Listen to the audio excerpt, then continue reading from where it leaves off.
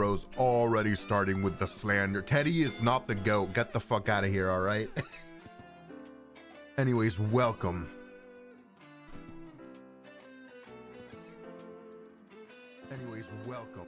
Perfect. Everything seems to be working.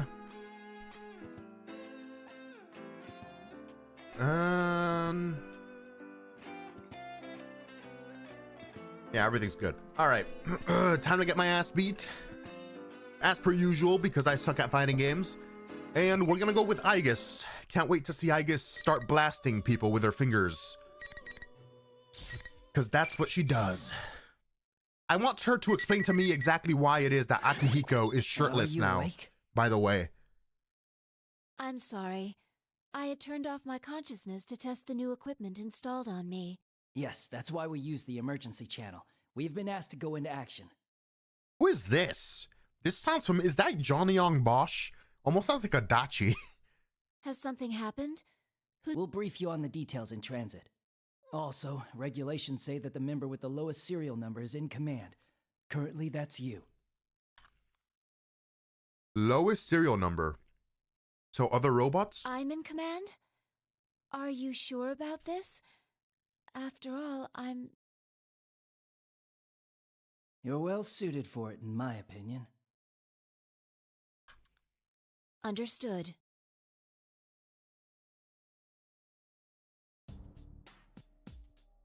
May 1st, 2012. 9:30. Men equipped with assault suits and tactical vests line the concrete ground. Their urban camouflage and unmoving poses give them the appearance of an orderly line of rocks. 30 minutes have passed since the special assault team took up their positions on the landing strip surrounding the stopped passenger train. Their captain glares at the plane before he slowly turns around and looks at each of his men. Every last one wears ski masks and thick tactical visors to mask their identities, but he knows them nonetheless. Tell me about the situation and make it quick. We don't have much time. My God, the jawline on this one. Jesus Christ, bro. One of the team members stepped forward. The touchscreen tablet in his right hand had a summary of the case in it. On May 1st, 2012, around 0900 hours, a wide-body passenger aircraft headed for Kagoshima sent out a 7500 squawk code during passenger boarding. What is that, like a takeover? It's probably like a takeover or something, right? Following the signal, the captain reported to the control tower that their aircraft had been hijacked. Yep. I need to... Alright. Since the uprising occurred during passenger boarding, only half of the passengers, 168 exactly, had boarded. The 10 crew members bring a total of 178 hostages thought to be on board. Some passengers seated near the hatch had succeeded escaping. The following points were gained from questioning them. Take care not to be seen by the hijackers. Well, no, that's no shit. That's obvious. You don't want to be seen rescuing people by the goddamn hijackers. There are 3 hijackers, all of them covering their faces with ski masks. All of them are armed with what seem to be pistols. From their voices and builds, they appear to be males. They all spoke fluent Japanese. I think you mean Japanese? They're yapping too much. Currently, the aircraft in question has moved to the front of their landing strip at the hijackers' insistence, and it's stopped there. The authorities have attempted to negotiate with the hijackers by radio, but they've made no demands. So what, are they going to have Aigis go in there and blast all the hijackers? And the team members finishes his report. The captain nods silently and addresses his team. There hasn't been a plane hijacked in this country in over 10 years. None of us, not even me, have dealt with this before. Still, the procedure remains the same. Trust yourself, remember your training, and keep a cool head. The captain turns towards the plane again. Taking that as a cue, the team scatters to their specified post to take up positions. The only thing to do now is to see what happens. I thought you were sending Aigis in. Eventually, 10 comes around. Half an hour passed with no new developments. Repeated attempts to contact the hijackers have been made, but they have yet to make any demands. That's weird. Tensions are beginning to rise. Send in Aigis! Tell her to start blasting! The worst case scenario is that they have no need to make demands, that their objective is to seize the passenger plane itself. In this case, the team would be facing a large-scale terrorist attack. Come on, talk to us. The captain mutters to himself, deep in thought. From the perspective of rescuing the hostages, every second that passes without learning the hijacker's objective is a second wasted. The captain and his team can wait in hiding, but the same is not true for the passengers on board. For untrained civilians, extreme stress can easily lead to physical and mental problems. It's true not only for the hostages, but for the hijackers as well. When people lose their nerve, they tend to act rashly. The hostages will begin to lose hope, and the hijackers will begin taking it out on the hostages. An hour into the incident, anything could be happening inside the plane. The captain could do nothing but glare as time ticked by. After 15 more minutes had passed, a slight change in the situation was reported. All emails and calls going through the stations near the airport are being checked, but at the moment no messages are thought to have been sent from inside the plane. It appears that the hijackers had confiscated all cellular phones as per standard hijacking plans, but... Sir, there's a report from HQ. They picked up a transmission from one of the passengers' cell phones. It's a smartphone with GPS, so they can tell it's inside the plane. Confirm those details for me. There are two possibilities. The hijackers are using a passenger's phone to contact associates outside, or a passenger's contacting someone in the secret. Bro, it's the guy that was hidden in the bathroom. He was taking a dump before the hijackers took over the plane. He's gonna save everybody's lives, the guy taking the dump. Nice. The latter possibility is more likely. More and more devices have communication capabilities now, making it extremely difficult for hijackers to remove them entirely from play. And the more hostages there are involved, the more courageously they become. The more courageous, I don't know why I said courageously, the more courageous they become, and more likely they are to take risks. Unfortunately, more hostages involved means it's all the more dangerous to provoke the hijackers. Each individual hostage is worth less to them. The details of their transmission make it apparent that the situation is worse than the team assumed. The cell phone's owner is a man in his 60s in first class. He signed up for a certain service after being diagnosed with a heart illness. It's a remote EKG monitoring service that keeps track of the patient's heartbeat.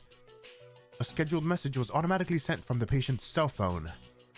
The service provider promptly contacted the police, informing them that the man was in bad shape.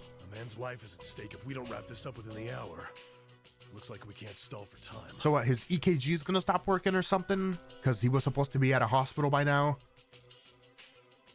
As panic spreads, a proposal for negotiations based on this fact and a proposal to storm the plane are both considered. But because only half the passengers had boarded, the situation inside the plane is uncertain, making devising a tactical plan difficult. Though if nothing is done, a passenger will surely succumb within the hour. A blunder like that must be avoided at all cost. That was the thinking that guided the police office officials to make their decision. You're gonna send in the robot, send in Aigis that same day at 10:30. What? Withdraw? This is a hijacking. What are you thinking, withdrawing our people? We're gonna send in the robot with the finger guns. Calm down, she's Yes, I cool. understand. Wait, what's going on? Orders are orders. We'll fall back at once. Get ready. It's robot waifu time. No one understood the sudden withdrawal order. Why withdraw the team during a hijacking? No one on the scene agreed with the decision, but the others, or the order could not be overturned. The men here are not the brain, but limbs whose power is best put to use by precisely following orders. Just then, another group approaches without a sound. Oh, hell yeah. I'm ready. Hit me with the lotus juice.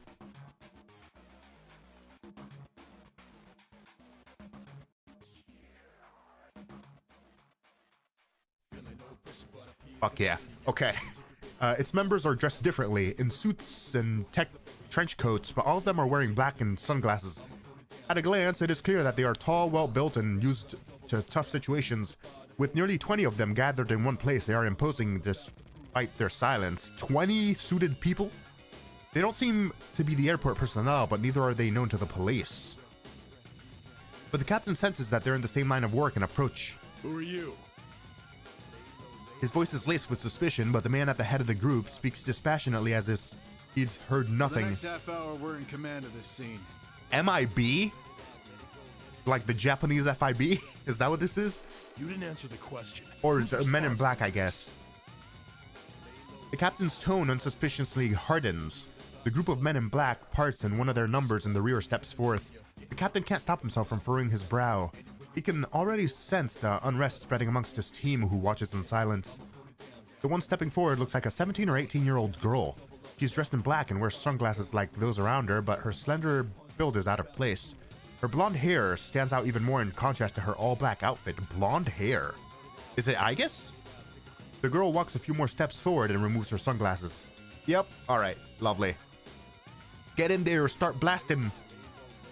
The captain had intended to appraise the look in her eyes, but only gasps in the face of her crystalline blue. Crystalline blue eyes? Is that what they meant to say? He quickly regains himself and frowns. So you're the one in charge? Yes. Are you shitting me? There is no time to waste quarreling. He doesn't know he's talking to a robot that can shoot shit. Just show him that you can shoot, Aigis. Shoot him in the face. The girl looks at him fearlessly despite their armed teeth surrounding her. The absurdity of it all is what helps the captain get over his surprise. Man, I have a fucking brain freeze from the ice cream I'm eating. My bad.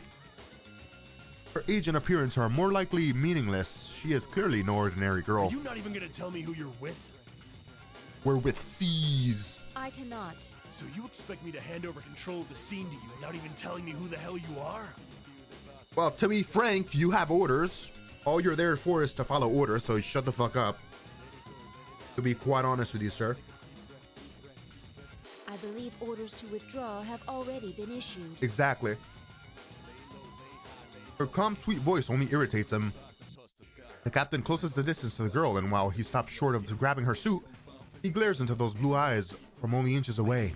I don't know what kind of juice you have with the brass, but are you ready to be responsible for the deaths of those passengers? Your protests are doing nothing to relieve the danger. Rescuing them as soon as possible is my, or rather, our duty. The girl is completely unruffled as she speaks. It's like she's a machine or something, the captain thinks, more dumbfounded than angry. You're damn right she is. She is the machine. Have faith in us. We too wish to save them. For the first time, something like determination flickers within those crystalline eyes. After looking into them, the captain finds something akin to resolve and confidence in them. He steps back. You right, girl, you right. Let's go. Raising his right hand to his chest, he shows the girl his watch. But you got exactly 30 minutes and not a second more. Is that even up to you, bro? You received an order to withdraw. Get out of here. Understood. After the girl nods, she gives instructions to prepare a stair car to the group she is leading. The captain's fist tightens nervously. Since there are a few uses for a stair car, quietly moving it in place may make the hijackers think that a strike team is getting ready to storm the plane. There is no hesitation in the girl's actions. Well then, move in as naturally as possible while staying in their blind spots. What blind spots? Eventually, a roofless stair car advances slowly towards the passenger plane. Closest we can get without them noticing will be about 10 meters from the plane. That will be more than enough. Oh, is she gonna jump in there? More than enough? What's the point of half-assing it like that? The captain's annoyance begins to turn into curiosity. If she is replacing the SAT, then she must have a plan beyond simple brute force, but... Now, let's begin. The stair car stops. The girl gets out of the driver's seat. She walks slightly behind the vehicle, turns towards the passenger plane, and squats down. What's she doing? The captain brings up a pair of binoculars to see what she will do. At first, he assumes she is going to use the stair car's movements as a decoy and send her team in from a different direction. Like humans, most vehicles have significant blind spots above and underneath. Yet, that doesn't seem to be her plan. Does she plan to make her move while using the stair car as cover? Nah, she's gonna jump them. She's gonna jump them. Is she possibly gonna snipe them? The captain discards the possibility. It would be foolish to set up a sniper perch at a lower angle of elevation where the girl is now. While the captain mulls over the question, the girl makes an unexpected move. She appears to lower her stance slightly for one moment, and in the next she is no longer in sight. By the time the captain realizes she is running, she already reached the top of the stair car. Her slender body launches like a cannonball from the top of the stairs. What? She jumped? Even the SAT members voice their surprise. The girl's leap arcs a distance over 10 meters. It's clearly beyond the capabilities of a human being. Hell yeah, robot waifu! Get their asses, Aigis! Coming in the middle of a hijacking, the scene seems even more surreal. The girl lands on top of the aircraft and stands as if nothing unusual has happened. She looks at the aircraft beneath her and slowly turns her head to scan it from back to front. Wait, does Aigis have X-ray vision? It reminds the captain of the movements of a security camera. He knows it should be impossible, but he wonders if she can see through the plane's ceiling. Eventually, the girl seems convinced of something and begins walking. When she reaches the boarding hatch at the front, she moves her She moves her right hand to her back. The captain notices that a special knife coated gray from blade to hilt is in her hand. What's she gonna do with that knife? Is she gonna cut open the roof? The girl suddenly lowers her stance and slides down the side of the aircraft. Just as she's about to fall, she thrusts the knife into the jamb of the hatch and dangles from it. This is crazy. Then she uses her left hand to pull the handle and unlocks the hatch with ease. Once the thick airtight door juts out of the aircraft, the girl nimbly jumps into the plane. The captain is shocked by her dauntless methods. He begins to wonder if she intends to defuse the situation on her own. Nah, she's gonna blast all of them. Hell yeah. The captain lowers the binoculars and faces the reality with his own eyes. Who in the world is she? The doubt he had dismissed rise within him again. Well, yes, to be fair, he doesn't know this is a robot. He thinks it's a normal lady over here going into the plane trying to get everybody shot, so. A warning light goes on in the cramped cockpit. Two people there noticed it at once. One of them is the captain sitting in the pilot's seat. The other is the man holding a gun to the back of the captain's head. The light is labeled hatch open. Even an amateur could understand what it means. Oh, they really shouldn't label their lights that obviously, should they? I guess, although it's probably, you know what? I retract that. They probably should clearly denote what it means, but the man suddenly tenses and stands ready at the passenger side door. He prepares himself for something to charge through it, but he quickly regains composure and turns the gun back on the captain. The man casts irritated glances back and forth between the captain and the door for a while, but eventually approaches the door, his gun pointed at the captain. He cautiously cracks open the door and looks towards the passenger seating. Just outside the cockpit is first class section, but the passengers were gathered in economy class at the time of the hijacking. First class is empty. The man squints. To ward off observation or worse, snipers, the window covers were down. Coming into the darkened plane from the bright cockpit forces his eyes to adjust. But from the corner of his eye, he sees a gleam of light shining in that's unlike the regular ones. And within that light is a silhouette. It's my girl, skinny penis. Before he can react, the silhouette figure closes the distance. A hand grabs the edge of the door and opens it with tremendous force. Two quick, heavy blows follow. Damn! The man collapses without a sound. GG no re. Get good, scrub. The captain turns around in surprise to see the intruder, a blonde girl with an index finger to her lips, signaling silence. She first lays the man on the ground and then removes the pistol from his hand. Shoot him, Aigis! Shoot him in the face! On closer inspection, it's only a model gun, supplemented with metal parts. Oh. Well, no wonder they're not doing shit. The seam between the parts is in different places compared to a real gun. If taken apart, the disassembled pieces would look nothing like a real pistol. The girl then takes handcuffs from a small pouch on her waist and fastens the man's arms to seat legs near the window. Even if he wakes up, he will be unable to stand. Though the captain still looks as if he wishes to say something, the girl's eyes meet with his and insist on silence as she leaves. Why are we having this whole... I mean, it's cool to see Aigis stop a hijacking, but like... do we need the hijacking scene for the fighting game? I'm just saying. Personally, you know? The curtains divided first class and economy class is closed. The girl hides herself behind it and peeks through. There's a man in each of the aisles on the left and right. Neither seems to have noticed her. The passengers and cabin crew are crammed into seats in the back. Everyone's placement matches the readings of what her heat sensors picked up from above the... that's wild. Aren't planes' walls like a feet thick or something? She can sense heat through that? That's wild. Both remaining hijackers are close to first class. The man closest to her is only a few steps away. She judges that she can easily be disabled if she moves in quickly. They both carry pistols, but they're the same type as the downed hijacker. From what she can see, there are only mere model guns. The girl swiftly pushes aside the curtain and grabs Glister Man's right wrist. The hijacker, caught off guard by the sudden appearance of such a slender girl, stops moving for a moment. He surrenders any chance of victory he may have had. With a pained cry, he drops the pistol on the ground. The girl uses her grip on the right hand to put him on the ground and then smoothly pulls out another pair of handcuffs and locks his arm to the passenger seat. The man thrashes about, but despite his struggle, he is no better than a worm writhing on the ground. Kick him, Aigis! The last hijacker finally recovers from his shock and aims the gun. The girl pulls the button from the other man's sleeve and flicks it towards her opponent's face. The button travels at immense speed, though it was launched only from her fingers. The man tries to shield his face, but he is too late. He groans in pain when the projectile strikes his forehead. Ouch. The girl does not let opportunity pass. She easily jumps over the 3-seat wide center block of seats with one arm and grabs the man's right hand. Then she repeats the same procedure she used before. Their weapons are immediately seized, while they are restrained on the floor. The passengers are only now grasping what's happening before their eyes. A murmuring chorus rises. Do not be alarmed. I have come to rescue you.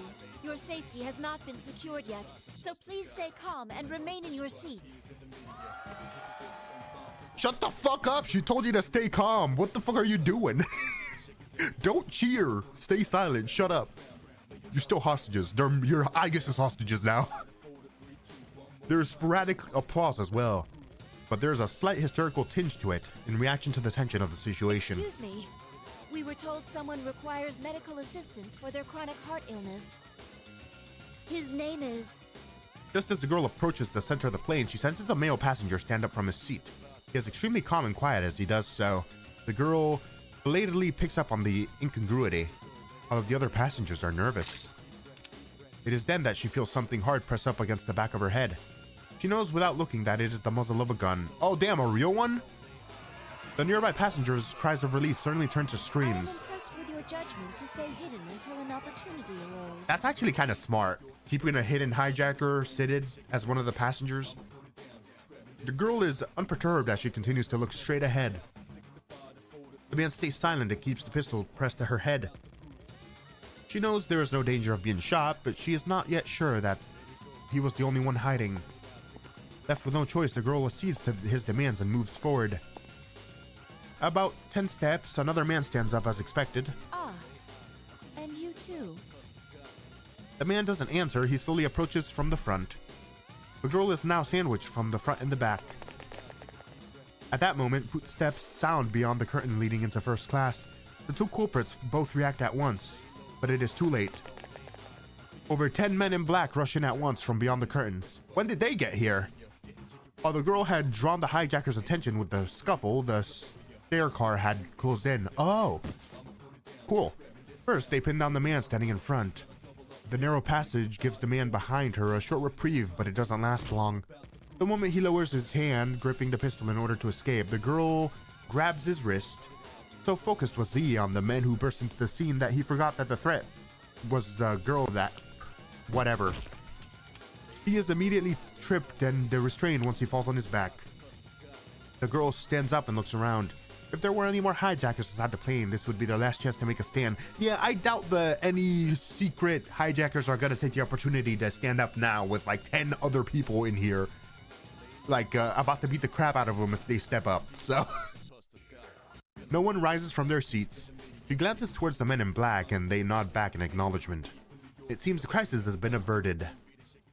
The girl carefully keeps her thoughts from appearing on her face and gives her an inner sigh of relief. Soon afterwards, the sweeper team gives a report confirming that the aircraft is secure. The girl works with the cabin crew to arrange transport for the man with the heart illness before she steps out for a moment. She stands on the stair car and turns on a blue designator light, waving it in circles towards the SAT's position. It is the signal that the crisis is over. She's done already? On receiving the sign, the SAT on standby start talking amongst themselves. The robot wife who did it! Oh my god!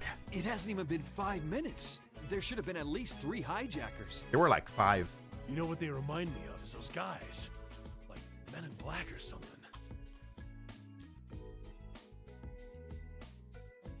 How much juice does the Kirijo group have to be able to intercede what's like tantamount to what, like the SWAT or government authorities during a hijacking? Like, you're telling me that I guess they are a major conglomerate, but like, I guess the government lets them do whatever? That's kind of whack, I will say. Although, to be fair, they did just prevent a hijacking. It's still kind of weird, though. Captain, who are those people? Is that one even human? The captain sighs with reluctance. This is just a rumor, but I've heard that the higher-ups formed an unofficial security group in conjunction with a certain corporation. Oh, I guess that explains it. So what, like, more secret than the Japanese FBI? They're like the Japanese FBI 2? Like, okay. It's supposedly for cases that are a little strange. I hear they have some official standing with the police, too. Though it's all some private enterprise, so technically, there's no authority involved at all. What? But this is Japan we're talking about. Yeah, kind of weird. A search and destroy unit that answers to no department, keeps no records. I've heard them called shadow operatives. It's weird that they have no oversight. That's, you know, probably not the best thing if I'm being quite honest. Even though I personally know them and I know that the seas are the goats, like, it's kind of weird and shady. All right, he turns on his own blue light as a sign of understanding and waves it left and right. The response light comes from up ahead. The girl then sees the captain spreading his arms in a shrug and smiles for the first time. She feels slightly bad for them. Her team may have shamed them, though they had done nothing wrong. They should apologize to them later. But then, out of the corner of the girl's eyes near the entrance of the luggage carts, at the corner of the building, a figure catches her attention. A girl? Oh, that's Labris. So is this before all the events occur? The girl seems to be about her age and is wearing a plain cape-like dress. For some reason, her appearance feels unsettling. To begin with, given the heightened security, the parking entrance should be strictly sealed, yet the figure looks like a civilian. May I check on something? The girl calls to the SAT captain over the radio. Noticing some slight interference, she looks down to adjust the frequency dial. What is it? If you look towards my left, in front of the luggage loading bay is... But during the moment she looked away, the figure She's disappeared. not there. That can't be. So Labris was spying on Aigis, I guess. The girl looks around, but the figure is nowhere to be seen. Where could she have gone in the open space with nowhere to hide? What's the matter? Oh, I'm sorry. I was apparently seeing things. The girl shuts off the radio off. Who was that just now? Was I truly seeing things? With those questions in mind, the girl tries to remember the figure's appearance in detail. Only then does she realize the cause of her unease. That light blue dress the figure wore. It was very similar to the one she herself had once. Oh yeah, the one she had at the beach. Right. Is it like a dress that the Kirijo group gives their robotic women's? A robot waifu dress? Is that what that is? It reminds her of those days when she did not yet have a heart. I'm gonna be honest, it seems like Boston has like way more heart than Aigis ever did, to be honest. The girl puts the thoughts aside and returns to the aircraft. The mission does not end with taking the culprits into custody. I can't fucking read today, Jesus Christ. But then again, when can I ever read? It's one of those things. In truth, along with defusing the situation, securing the safety of one particular passenger was her highest priority. This fact was not yet revealed to the SAT. Sounds like that's why, okay, SAT keeps setting off alarms in my brain because that's the fucking test we take in the US for college. Fucking SATs. Alright. The passenger was originally seated in first class, but would have been forced to move. The girl looks carefully through the restless passengers. It is not long before she finds out the face she seeks. Looking relieved, the girl walks towards the passenger in question. Are you all right, Mitsuru-san? Aigis. I didn't think you'd be the one to come. Wait, what the fuck? Huh? Why were you here? The woman who answers has long shining hair that would make an impression on anyone. Even sitting quietly in her seat, her refined appearance makes her stand out, while she has a big fucking coat. Aigis knows the woman well. In fact, I was surprised to be called on to deal with something like this. The suspects made no demands. What were they after? At first, I thought I was summoned because you were their target, Mitsuru-san. The higher-ups must have thought the same thing and panicked. Especially considering there's cargo on that plane they wouldn't want made public. Wait a second, that cargo... Is something wrong? This hijack seems strange now that I think about it. Oh. Were they transporting Labris? And did someone break Labris out?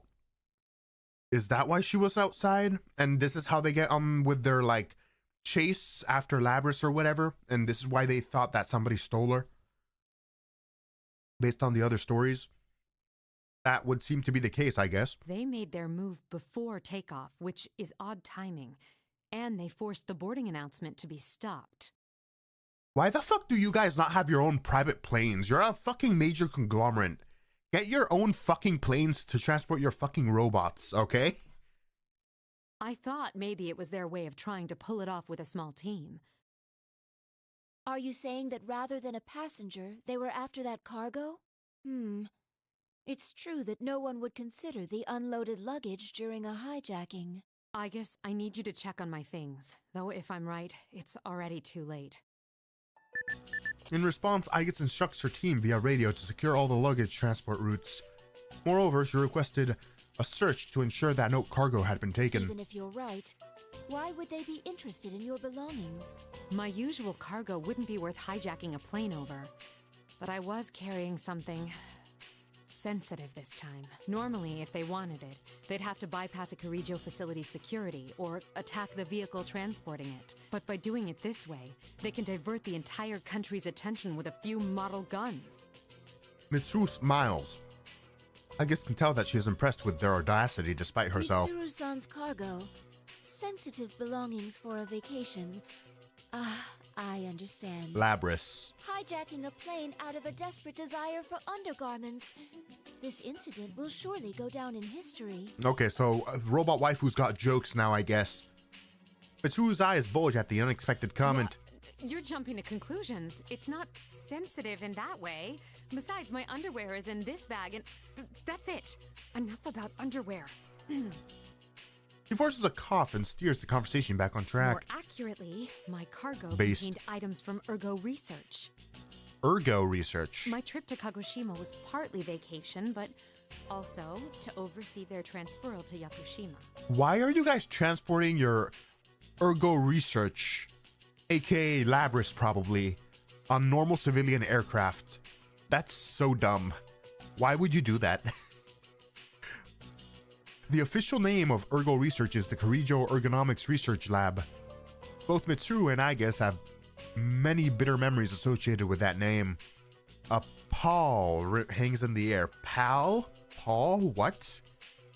But a radio transmission from one of Aigis' team cuts the moment short. Aigis speaking. I see. Understood. Mitsuru looks at Aigis questioningly and she nods. It's as you suspected. They found that one of the boxes scheduled for transport has gone missing. Is it human-sized? I thought as much. With a small sigh, Mitsuru rises from her seat. We must get it back, I guess. The rest of the team can finish up here. I need you to come with me. Aigis inspects Mitsuru's face carefully. Will you be joining the search as well? Well, I am personally involved, so yes. In other words, you will officially rejoin the unit and participate in this mission.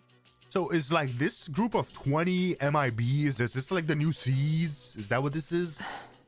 To be more direct, is it accurate to say that you are abandoning your vacation? Mitsuru sighs with some exhaustion. Aigis interprets her silence as approval. Then I hereby transfer command authority to you, Mitsuru-san. Oh damn, she left all the work to Robot. Regulations state Based. that the member with the lowest serial number is to take command. And since you are member number 1, the official leader of the Security Department Shadow Response Unit, also called the Shadow Operatives. I had a feeling I wouldn't be able to enjoy this vacation for long. I can't believe the government approved this without any oversight. The Japanese government must have a lot of faith, in the Kirijo group. Because goddamn, a whole department doing whatever they want without any oversight. Wow. Traveling with cargo from Ergo Research suggests that her vacation was neither relaxing nor cheerful. But I can't allow anyone to be hurt again by the things we, the Kirijo group, created.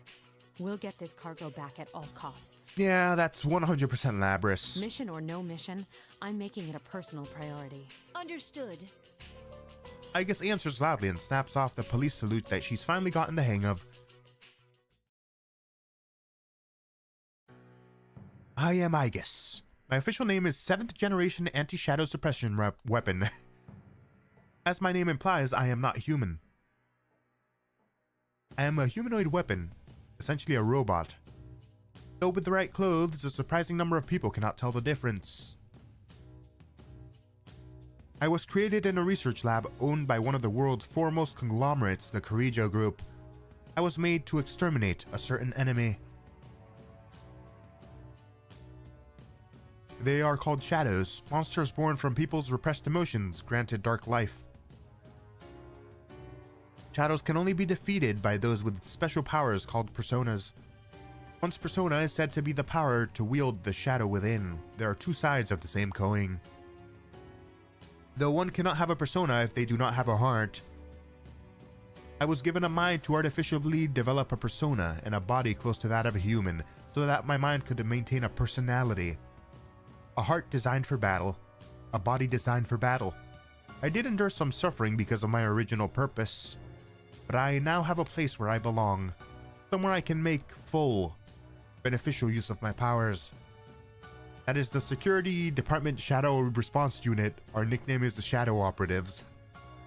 The Shadow Operatives were formed at Miss Mitsuru Kirijo's directive. She is a sign of my creators, the Kirijo Group, as well as one who has given full responsibility for handling the shadows. Okay, so I guess the government knows about the shadows and they were like, you know what? You guys know how to defeat them, so you guys get a secret department to do that funky crap, I guess? Interesting. Our objective is to identify and resolve incidents involving shadows. We do this by eliminating them. All of our members are persona users or have similar qualifications. During operations, our guidelines state that the members with the smallest numbers have command. The number that I was issued was 5. Though I'm not human, I am treated as a member, not a piece of equipment. Moreover, my number is in the single digits. Is Akihiko a single digit dude? Is Mr. Shirtless Guy number 2 or something? It's possible that there will be missions like today where I must make command of dangerous operations. In other words, I am recognized as having the same life and dignity as humans. Because Mitsuru-san and the others have that much trust in me, I want to repay that trust with the results. There's another reason I am working my hardest on this case. Soon after the hijacking was resolved, the stolen cargo was identified. Its contents surprised me. It says it on the box, it's Labris. The 5th generation anti-shadow suppression weapon. So how many generations were there? So that's like 2 generations ahead of Aigis. So Aigis is a newer model than Labris. The unit named Labris. She is one of my sister units. She was sealed over a decade ago and has been in storage with other artifacts ever since. Labris, a humanoid weapon just like me. Is it possible that she has a heart? It is possible that she has a heart. And if she does, I want to save her before she is misused. This is a mission, yes, but more than that, I feel that it is a duty I must carry out. These humanoid robots seem like they would weigh 20 bajillion pounds, and you're putting it on a civilian aircraft with all of the other luggage. Where it could be stolen, by the way, because it's not like Kirijo Security has access to planes and stuff, according to this. God damn it, Mitsuru. Kirijo Group is so fucking stupid. Get your own planes. You can afford them. The next day, May 2nd, 2012. We wanted to pursue the vehicle carrying Labris as soon as the hijacking was over, but its complicated route made it hard to track. Due to the sensitive nature of the cargo, it is difficult to set up a large-scale traffic checkpoints. Fortunately, the license plate number was determined quickly and we got a rough estimate of its destinations. Our headquarters were moved to the police facility. Mitsuru-san and our team are sorting out the situation to plan for an operation. And the interrogation of the suspects? It's begun, but all of them are claiming that their memories at the time are very foggy, so they've been sent in for evaluation. Man, that is Adachi, baby, okay? Adachi is every police officer in this department, alright? That's awesome. The psychologists who interviewed them think it's possible they're not lying. Also, did you know that I threw a bunch of women in TVs in Inaba? So none of the 5 have any memories of what happened during the hijacking. Normally that would seem preposterous. There may have been some hypnotic effect, but even then... We're dealing with someone after materials from Ergo research. They'll likely be very well informed about shadows and the mind. Knowing that, it doesn't seem so strange. It would also explain the extreme lengths they went to create a decoy. What else do we know? Another team member answers Mitsuru-san's questions. Since the cage storing the 5th generation is too large to transport by personal auto, we narrowed our search to large vehicles that left the airport. That, combined with the testimony from our observer and data from the transmitter, allowed us to pinpoint the vehicle in question. Well, no, but you don't need the box, right? Aigis saw her outside the airplane in her humanoid form. She could just sit in the car like a normal person, so you don't really need a box, do you? So that's kind of dumb. The police are already pursuing it via the N system. This is the most recent photo. He hands the tablet to Mitsuru-san. Inaba area. Isn't this the place where... She said the thing! Yes, our routine investigation last year rated the potential shadow activity in the area at level 4. It seems that the culprit in this case had prior knowledge of shadows after all. If that is true, you must use extra caution, and I did notice that reference to Persona 4 events last year. Many people do not know about the shadows, though they are enough of a threat to possibly destroy the world. Then again, I experienced that for myself 3 years ago. If someone is trying to manipulate them, then we must prevent it at all costs. Let's talk about the stolen 5th generation unit. Aigis, as the 7th generation, would be her younger sister. A sister. My older sister. I'd like to know why she was sealed. 5th generation anti-shadow suppression weapon, Labris. The records show her to be the first model fitted with an artificial personality. I see. In other words, she has a heart? It took them 5 iterations of the robot for them to make it have a personality? Why? You're making the robot specifically for the purpose of summoning personas, and they need personalities to do that. Why is your 5th iteration the first one that you get to do that? That's... huh? There's no knowing if it was developed enough to call it that. She seems to have been made to gather test data rather than actual field use. What are her combat capabilities? She wasn't given firearms, since her regulatory system was inadequate. So she was instead loaded with some kind of special equipment. Unfortunately, the majority of the records pertaining to her are missing, which means that's the extent of our knowledge. So something shady was going on at the labs. Special equipment. Like a gigantic axe? We also don't know why she was sealed. Many of the documents regarding the old Ergo research were lost, probably to cover up incriminating evidence. We don't even know what she looks like. All we do know is that she was a life-sized android. We'll just have to find out along the way. Mitsuru-san swipes her fingers across the tablet a few times and shows it to an aide. I'll need these 3 individuals' cooperations. I'd like to join them in the field. Are you sure about this? Are you sure you want to bring Akihiko? Bro's been showing off his pecs way too much lately. He's been shirtless.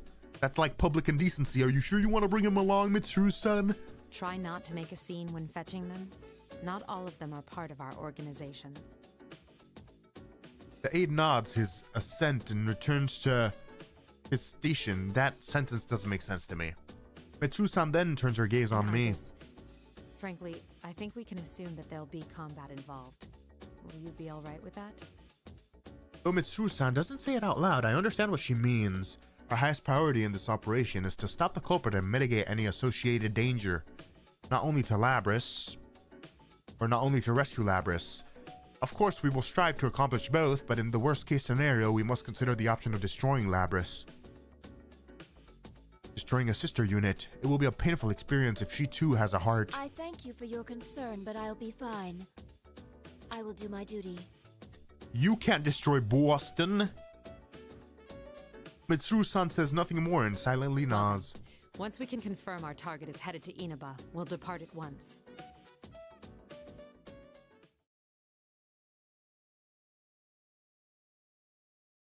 May 3rd, 2012. As we get ready to depart for Inaba, Mitsuru-san and I go over last-minute details inside the police station.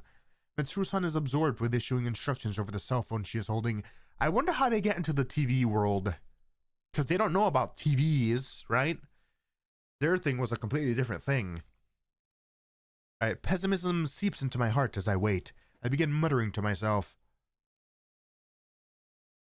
Will we be able to find Labris? My sister? Mitsuru-san's surprised voice makes me realize how unlike me these doubts are. Will we be able to save her? Isn't that what you really want to ask?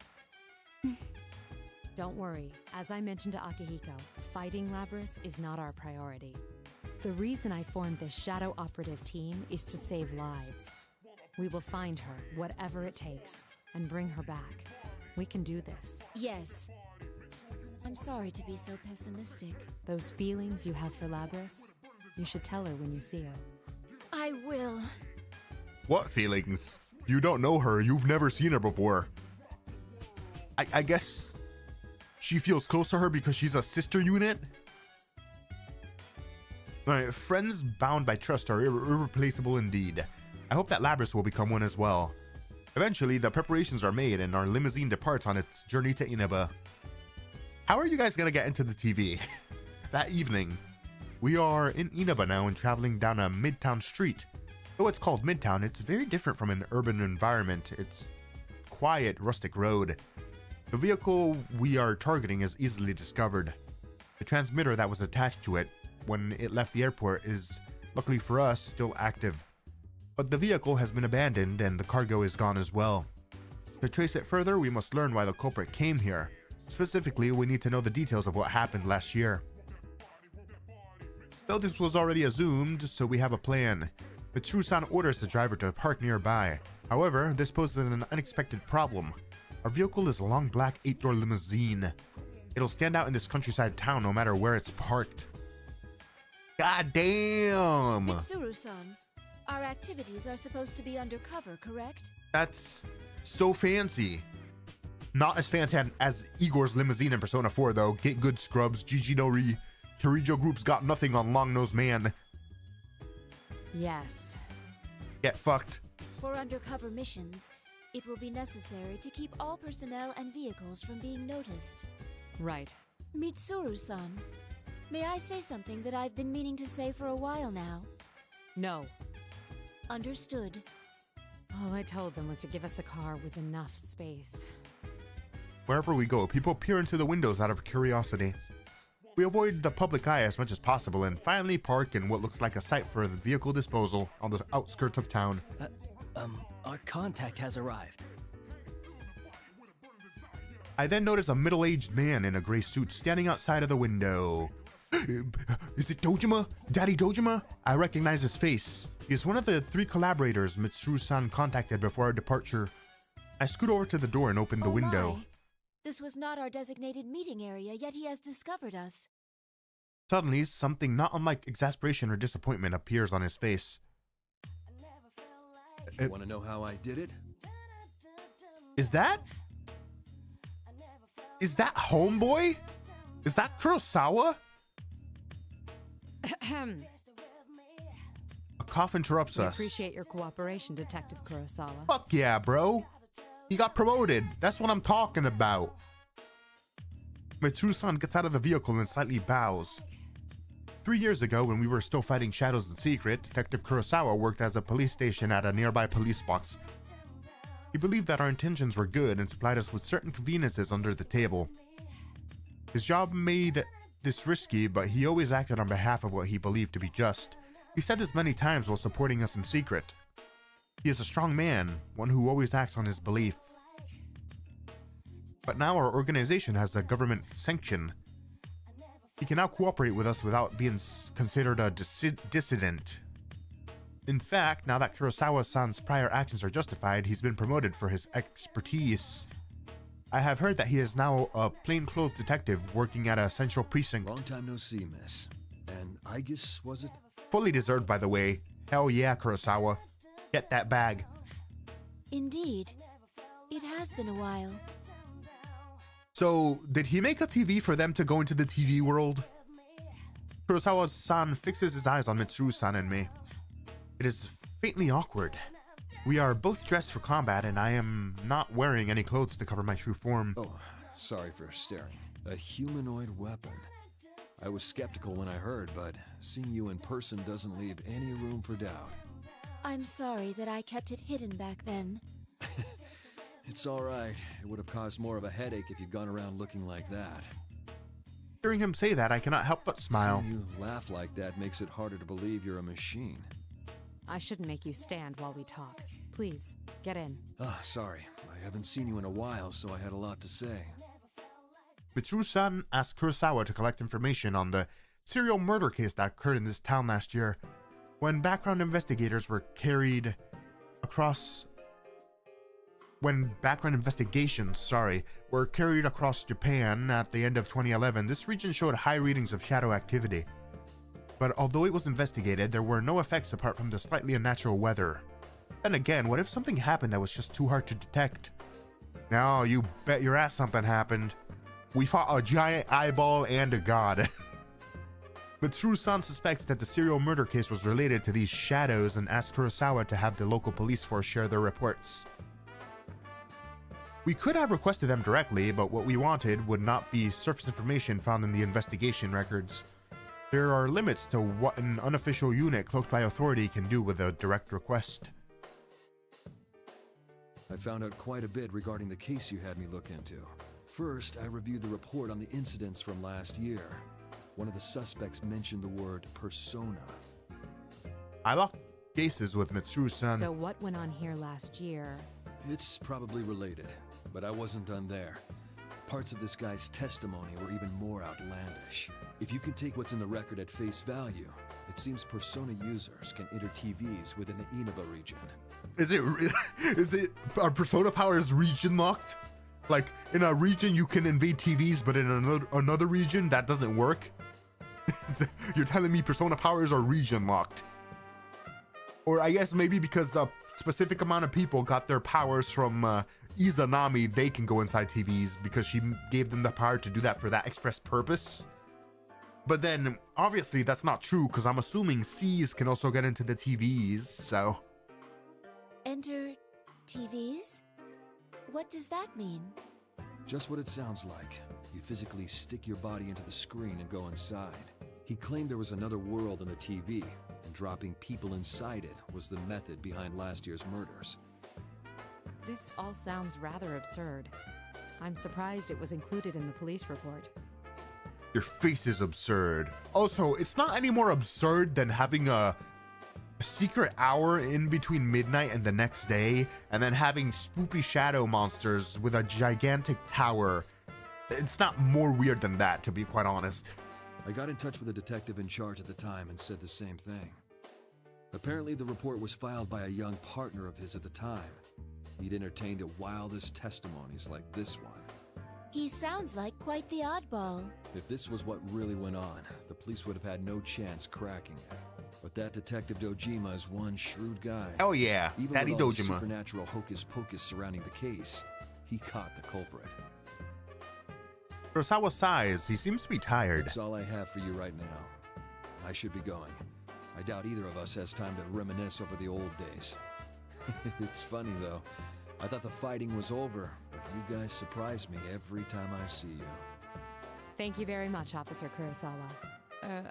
Why don't we at least see you off? Oh, that's all right. I've got my own car. I doubt my department would appreciate your tastes. If I ever showed up for work in something like this, I'd be the talk of the force until the day I retired. He opens the door and exits the vehicle.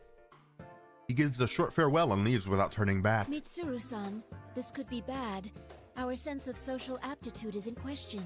I can't deny that. What should we do now? Yes. Hop into that TV real quick, homie. First, we'll need to test the claim that Persona users can enter TVs. It has to be region locked though, because I'm assuming Mitsuru and all the other SEAS members have touched TVs before in their region and they couldn't go inside. So it's so weird that it would be region locked. Hearing this makes me realize something. Although I had called it a vehicle disposal site, looking around now I can see that there are also household electronics like refrigerators discarded here as well. In a corner is a stack of TVs. There's a discarded TV over there. If the environment does not matter, we can use it to test the phenomenon. I voluntarily get out of the vehicle. Wait, Aigis. Don't worry. I'm just going to touch it. I extend my right hand to touch the screen of the biggest TV I can see. My fingers brush the glass screen, but although I seem to be touching it, I feel no resistance from its surface. I push my hand forward a little more. A weak light runs across the screen and my forearm sinks into it. Amazing! Rings of light spread from the contact of my arm, rippling like water across the pond. So it is region locked. It's so fucking weird. Region locked Persona powers. In Inaba, any Persona user can go into TVs just cause it's Inaba. That's so weird. Interesting. It's exactly as the police report said. What's it like inside? Do you feel anything? Not particularly. No. Wait a moment. My sensor detects a sensation I've never felt before, but then knowledge of what it is had already been recorded within me. It's the same as mine. It's hard to say definitively since this is my first encounter with it, but I believe this reading is from a personality module. Does that mean our retrieval target is inside the TV? Huh. Sounds like fun. Oh, here comes shirtless guy. I hear a voice come from an unexpected direction. Mitsuru-san and I look towards it. Oh, he has his hoodie on. Oh my god. Good job, Akihiko. What we see is a silhouette wearing a low hood that covers his eyes and a tattered tape. It billows in the wind, looking just like a character in a Western movie. He's standing atop a mountain of trash, his arms Is crossed. that Akihiko? I'm shirtless now. Okay. He jumps down nimbly and walks towards us. You didn't show up at the rendezvous point, so I went looking and found you here. This whole TV thing is pretty interesting. Bro took 2 seconds to unzip his hoodie and drape it over his shoulders to be shirtless. After that whole introduction, he posed while he had appropriate attire and then decided to take off his goddamn shirt while he was talking to his teammates. Bro's a gigolo. I would never forget the man laughing so fearlessly. Like Mitsuru-san, he is a friend I had once fought alongside with. Akihiko Sanada. He was a student boxing champion in his school days and a staunch ally, powerful even without his persona. He is also our second collaborator on this case. It's been a while, Akihiko-san. Yeah, good seeing you. I'm shirtless now, I guess. Akihiko, what on earth are you wearing? That's what I'm were you saying. Doing overseas. Didn't I tell you that I was on a training expedition? Why do you have to be shirtless? Don't tell me you came here from the airport like that. Does the concept of keeping a low profile mean nothing to you? Mitsuru-san, I believe we have lost the right to complain about that. Yeah, to be fair, Mitsuru has a ginormous fur coat on her back, so. And you're a robot, so Mitsuru-san's size and annoyance. Oh yes, Akihiko-san was on a training expedition overseas until this morning. So he went to America and suddenly decided he liked being shirtless, I guess. Lovely. As a result, his appearance is very different from the last time I saw him. But his aggressive personality and the love of a challenge seem to be the same as always. He gives a cocky smile and smacks his palm with his fist. Anyway, we can get inside from that TV, right? And what are we waiting for? Still the same Akihiko. We don't know the situation inside yet, and we'll need a secure means of getting out. So what? If we want to get this Labrys back, someone has to go inside, right? Well, that's... Our target hijacked a plane to throw her into a TV in this town. If we sit on our hands, it's possible we'll be put in serious danger. Akihiko-san steps towards Mitsuru-san as if pressing We're her. different from how we used to be. We made the choice to fight shadows as professionals. Yeah, you guys have a secret government organization that doesn't have any oversight now, so... That's why I traveled around the world and trained harder than ever. And now that something's actually come up, you're hesitating? You see my pecs, Mitsuru? Why are you hesitating, Mitsuru? Look at the strength I have. I have my shirt off now. I can fight shadows better. We agreed to do this. I'm ready to stake my life on the mission. I am gonna beat the shadows with my pecs. Akihiko-san's opinion is a bit strong, but he is not incorrect. It could be Akihiko-san understands that being slightly forceful is his role, because Mitsuru-san takes caution seriously. As the ultimate authority in this case, she frequently second-guesses herself. But I have seen Akihiko-san's words cut through her hesitation in the past. It shows his trust in Mitsuru-san not to make decisions in error. All right. Wait right here. I need to go make a phone call first. Okay, but make it quick. Are you gonna call the Karijo group and be like, hey guys, I'm just gonna hop in a TV real quick. I might be back in a bit. Or not? Is that what she's gonna do? Oh?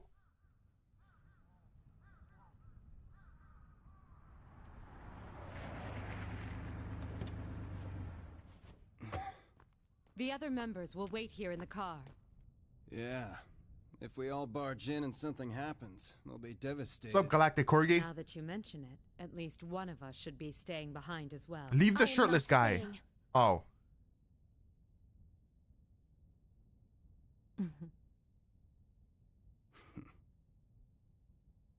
Us three will be plenty. We'll end this in a flash. No problem. Bro, that's a sick looking coat. Why The is your same as portrait always. shirtless? Although, we have no idea coat looks what might be cooler. waiting for us on the other side. Don't get careless. Right. This situation, it brings back memories.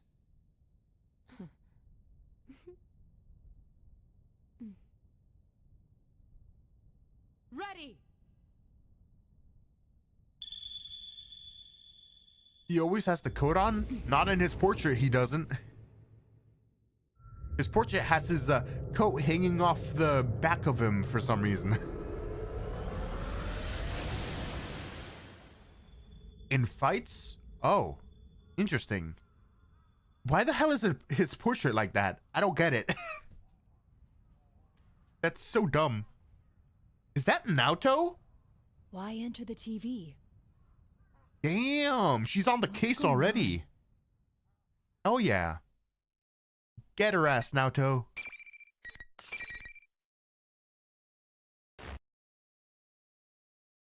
I am surrounded by white light that strains most of my sensors to their limits. It's been an hour, and there have been no fights. We saw Aigis counteract hijacking, and then that's it. A portion of my sensors indicate that I am currently in a state similar to freefall. I can't tell up from down or left from right. This continues for a while. Eventually, my functions slowly recover. I find myself inside an unknown room sitting on the ground. To be fair, he pushes the cape back. Ugh. I quickly stand and check my surroundings.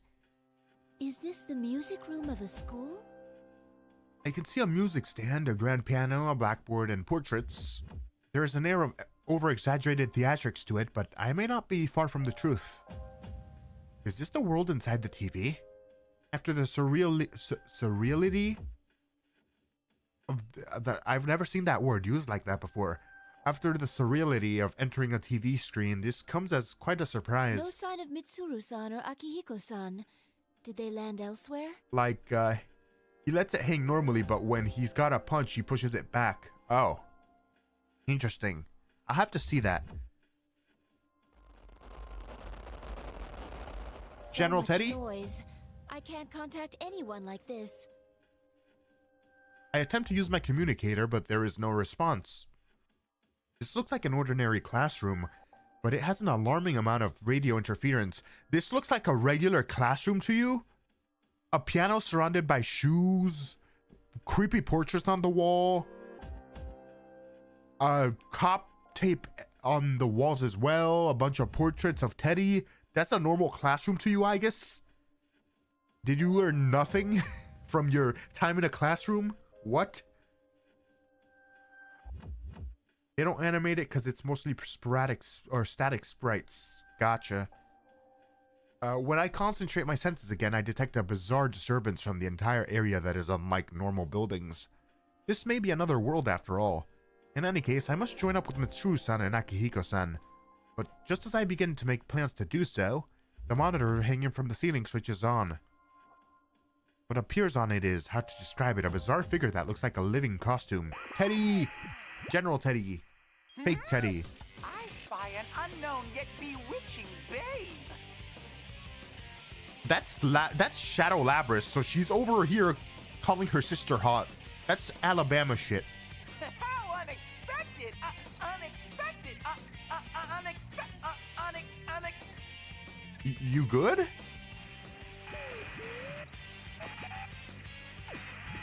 That was weird. Its comical tone does not last long before the voice becomes distorted and the image disappears. It reminded me of a malfunctioning machines. Jesus Christ, I did the same thing. I stare at the monitor. I have a hunch that it will return soon. Just as I thought, the costume reappears. But its behavior is very different now. Case 04. Unintended intruder. Entering elimination process. So yeah, it's... okay. That... wow.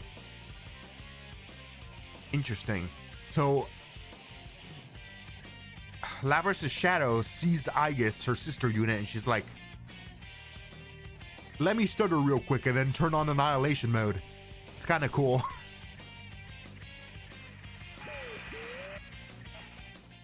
Its mechanical sounding voice is completely different from the joking tone it had before. In that phrase, elimination process, it seems that a battle will be starting. I released the safeties from the weapons built into my body. General Teddy is from Boston too? Maybe he wants some hot dogs. That's when a large noise comes from behind me. Is that my man Kanji? A young man in the school uniform comes rolling in with a yell. A human? Ow! Jeez, decided to open right then. This makes no damn sense. My man Kanji. I thought that I was ready for any eventuality, but I had not expected to suddenly encounter a human. Are you all right? You seem to be unharmed. The young man looks back at me with a steely gaze while fixing his bleached hair with his fingers. Conjures? Oh yeah, Canners. Rizzy. That little 12-year-old's nicknames for all the other idols. I remember. His behavior does not seem to be that of one who came in pursuit of me. What? Never seen you before. I'm sorry, I haven't introduced myself. My name is Aigis. Only then do I remember that my appearance would seem very peculiar to a casual observer. I'm a transfer student.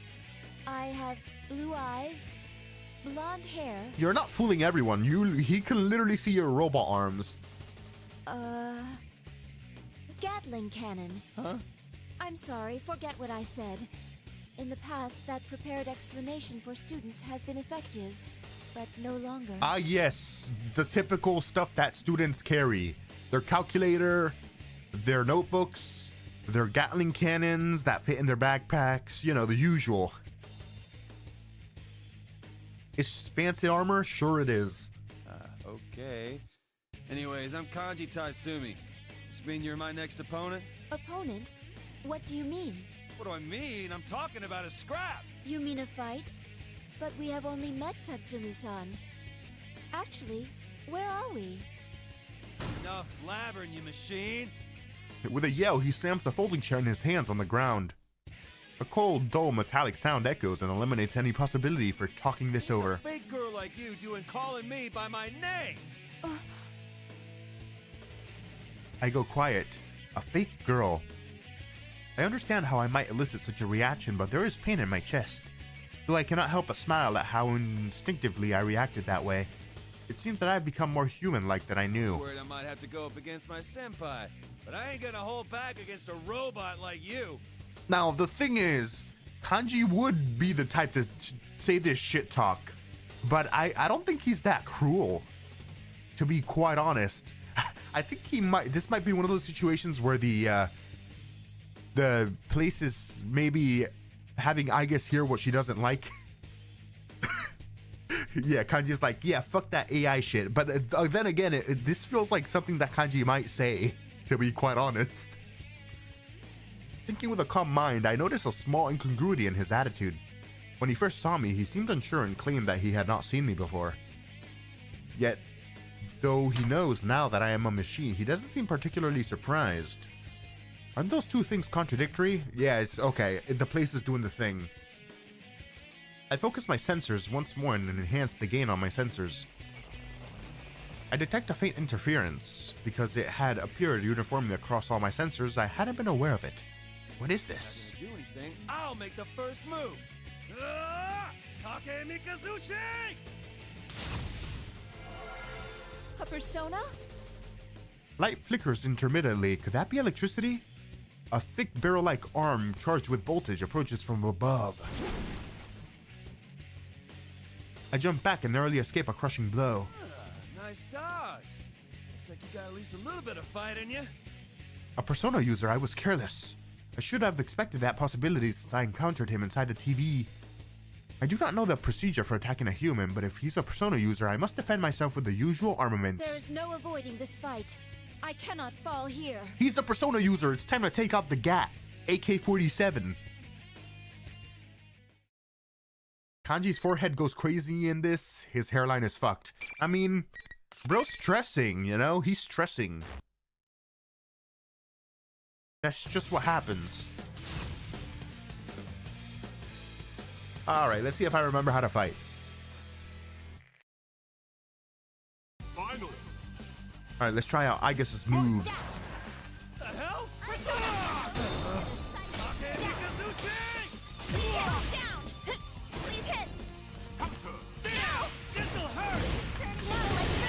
Ouch.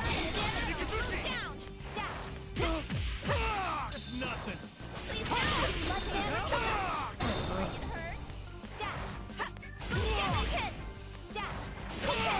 Nothing. Nothing. You ain't bad. Nothing. Persona, rise up. You ain't bad. Eat this. Will it all be over? Gotcha. Fight. You ain't bad. Eat Severe this. impact. Blood What? standing. Ready? Can they keep that move down? Damaged. I You ain't bad. move down. Move down. Aerial mode. Fire it. Going. Now. I summon you. I fail. Charging. Now. Dash. Get good, scrub. The slim difference was a deciding factor. And so, Aigis started blasting. Lovely. I gotta get used to her moveset though. She has very short range compared to Teddy. Teddy was taking out all the bullshit, like the sticks and the bat and all that. Aigis don't have any of that shit. Are you all right, Tatsumi-san? I helped Tatsumi-san up from off the ground and call to him. After repeating myself several times, I hear a groan. No. Damn it. Ow. Oh, whoa. Hands off. I'm sorry. If you can't stand, then I'll carry you. She has bullet though? I guess. It doesn't feel as satisfying as Teddy's bat though. If I'm being quite honest. I pick up Tatsumi-san, who is still lying down with both arms. Whoa. Damn. You're a hell of a lot stronger than you look. Whoa, whoa, whoa, whoa, whoa. How come you're carrying me like this? Like a bride or something? This is the spousal method of carrying. No, it ain't. It's the bridal. Whoa, wait a sec. Are they pretty much the same thing? Tatsumi-san, you seem completely fine. That's what I've been saying. Gotta love that kanji face. The derp face. Stop with the Tatsumi-san crap. It's making my skin crawl. Just call me Kanji. You don't object to being called that? I'm an artificial person, after all. Huh? Who cares? If I say it's fine, then it's fine. And will you put me down already? When I put Kanji-san down as requested, he turns his back and repeatedly scratches his head. I felt as if his demeanor had changed compared to how it was before the fight. His loud voice was rough. His loud voice and loud words are the same, but the sense that he will not listen to a word I say is gone. I feel that I can make myself understood now. Well then, Kanji-san, allow me to ask again. What that butt do? Where are we? And what did you mean by opponent? I mean, where are we and what did you mean by the opponent? Eh? You're not an enemy that Ted set up for me? Kanji was being bullied by a girl? Even better, he was being bullied by a robot, so. Ted. A robot Are you girl. referring to the bear who appeared on the monitor? This is a fighting tournament. Only the winners get to keep going. I lost this time. But oh well. I wouldn't make it in the big leagues. That sounds like something Akihiko-san would say. Huh? Sorry, I was just talking to myself. Gotta say, you pack one hell of a punch. Got me real good. Punch? But I didn't throw any punches. I just shot bullets. Listen though, the rest of this tournament ain't gonna be so easy. My senpai are waiting up ahead. There are more people here. Could you estimate how many? Kanji-san smiles dauntlessly and gives me a thumbs up. I don't really understand why, but I give him a thumbs up as well. Good job. Then Kanji-san keels over. I rush in to catch him. When I look into his face, he is still smirking but has passed out. Seems he was fighting through his fatigue for the sake of his pride. He doesn't seem injured, so I carefully set him back down onto the floor. Suddenly, that costume, Kanji-san called it Ted, appears again on the monitor. Robotic voice? Intruders are persona users. Due to difficulties in elimination, they will be acknowledged as valid targets. It's using that mechanical tone of voice again. The intruders must be me and the others. Since I won't be easy to eliminate, it appears that he's changing tactics, so that's why they're included in the tournament, I guess? But what could it mean by valid targets? The monitor screen turns off once again. Just like before, it flickers back on after a few seconds.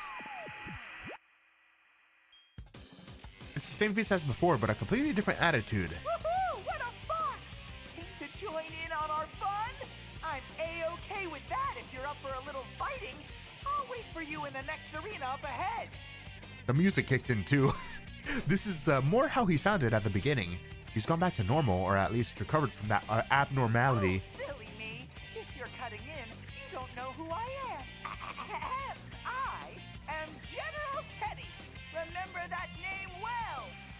I am the one who shall score with the world. General Teddy, apparently he is really a teddy bear. He doesn't seem like one, but a number of things he said caught my attention. Joining in on our fun and arena. These are in line with the tournament Kanji-san mentioned. Is this tournament being held here? But the monitor is silent once again and does not return. I do not think I will make any progress if I remain here. I poke my head through the door where Kanji-san appeared to check my surroundings. What looks like a school hallway leads straight ahead. There appeared to be no danger nearby. I managed to hoist Kanji-san's body over my shoulder and try to leave the room. What? Something gets stuck and prevents me from proceeding. What do the little extra white things on Aigis' headband even do? I'll take a look. I stop and check, but I cannot see any obstructions. Both the sliding doors fell off when Kanji-san came in. The way is completely open. It should be wide enough for me to pass through easily, even with a person over my shoulder. Yet I cannot proceed. Something is getting stuck. I slow my walking speed and check to see what part of me is getting caught. That is how I discover something surprising. Nothing is blocking the way, yet only Kanji's body cannot pass through the door. It seems that there is an invisible wall, one that is selective and prevents only Kanji-san's passage between the room and the hallway. Something Kanji-san said comes back to me. Only the winners get to keep going. Is this what he meant? I increased the sensitivity of my various sensors, but I cannot detect any wall there. I have no way of destroying what I cannot touch, which means I have no choice but to leave Kanji-san here. Oh well. I will come back for you later. Please stay safe until then. Those extra white things on Aigis' headband. You're talking about the horns? The mini horns? I feel like those shoot shit, but I've never seen them used, so I don't know. It would have been cool if those were like mini lasers or something that she could shoot people with. Go pew pew pew. But no, I don't think I've ever seen them used. Once he comes around, he's still a Persona user. It's not as if I'm leaving someone behind who can't fend for himself. I reluctantly convince myself to move on.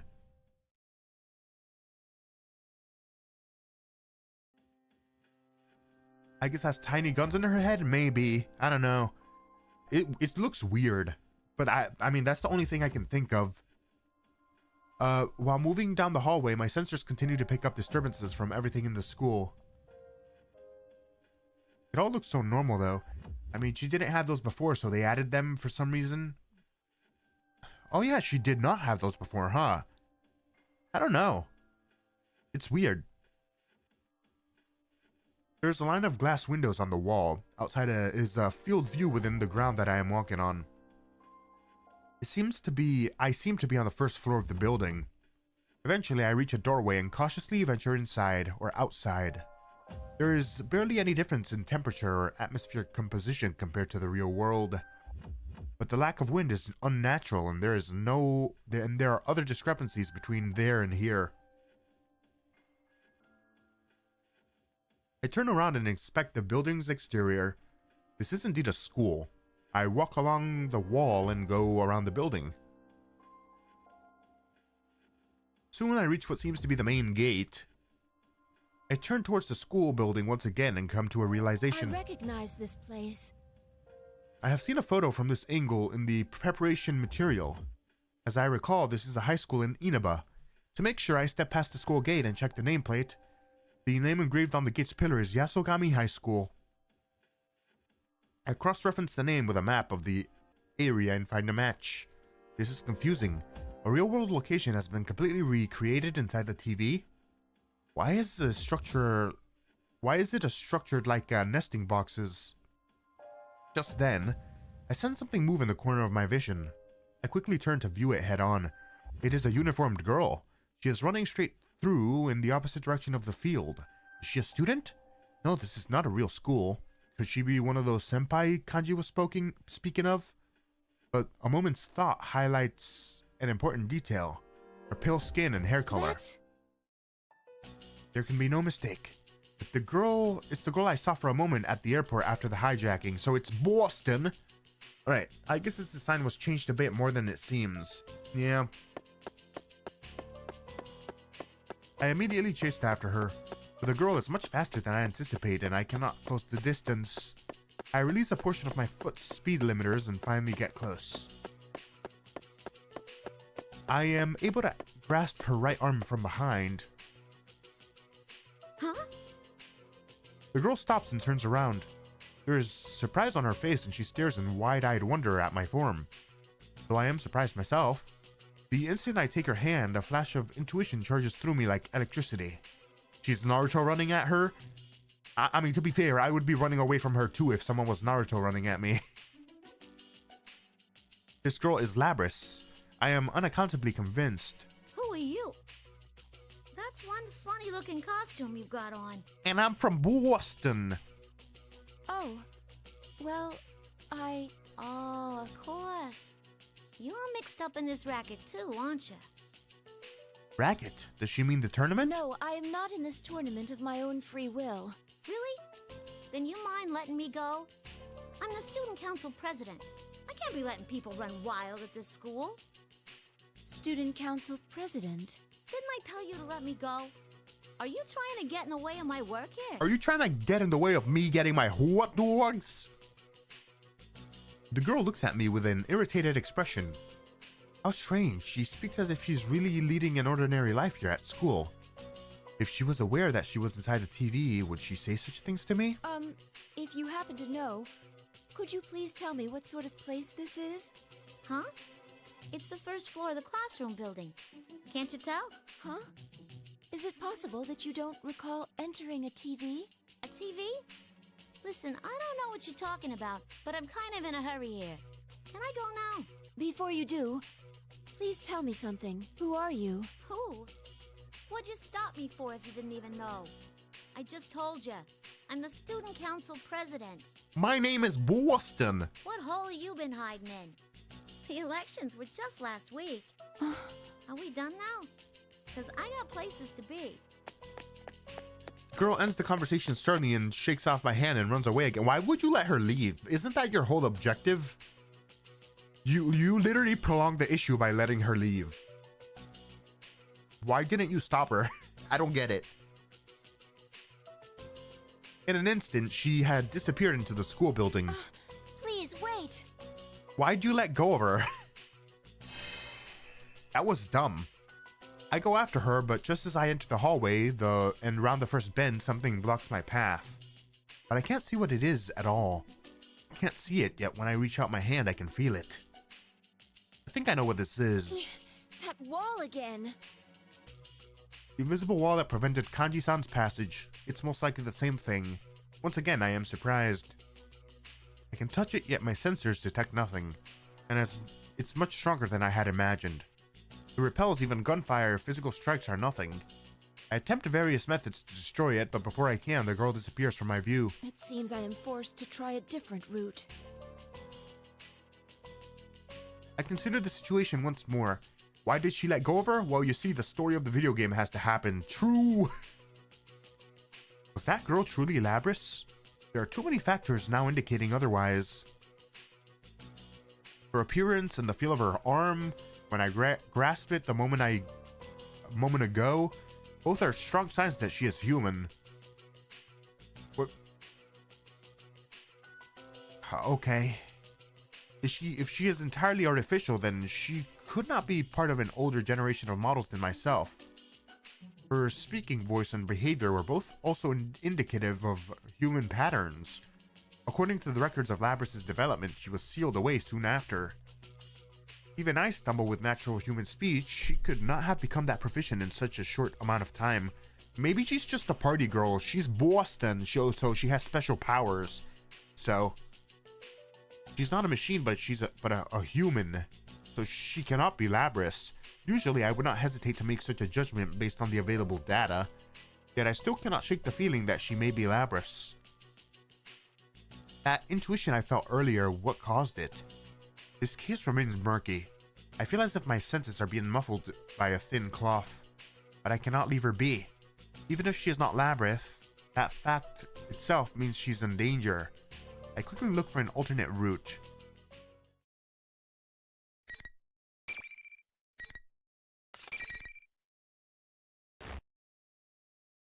That's a weird place for a save point. I backtrack the way I came and run outside. Suddenly, I am enveloped in a tidal wave of sound. These are human voices. The cheering comes from an enormous crowd. I turn around and a thick mass of people run towards me out of nowhere. They are boys and girls in uniforms. It is clear that everyone is looking at me. This is impossible. How did I fail to detect so many humans?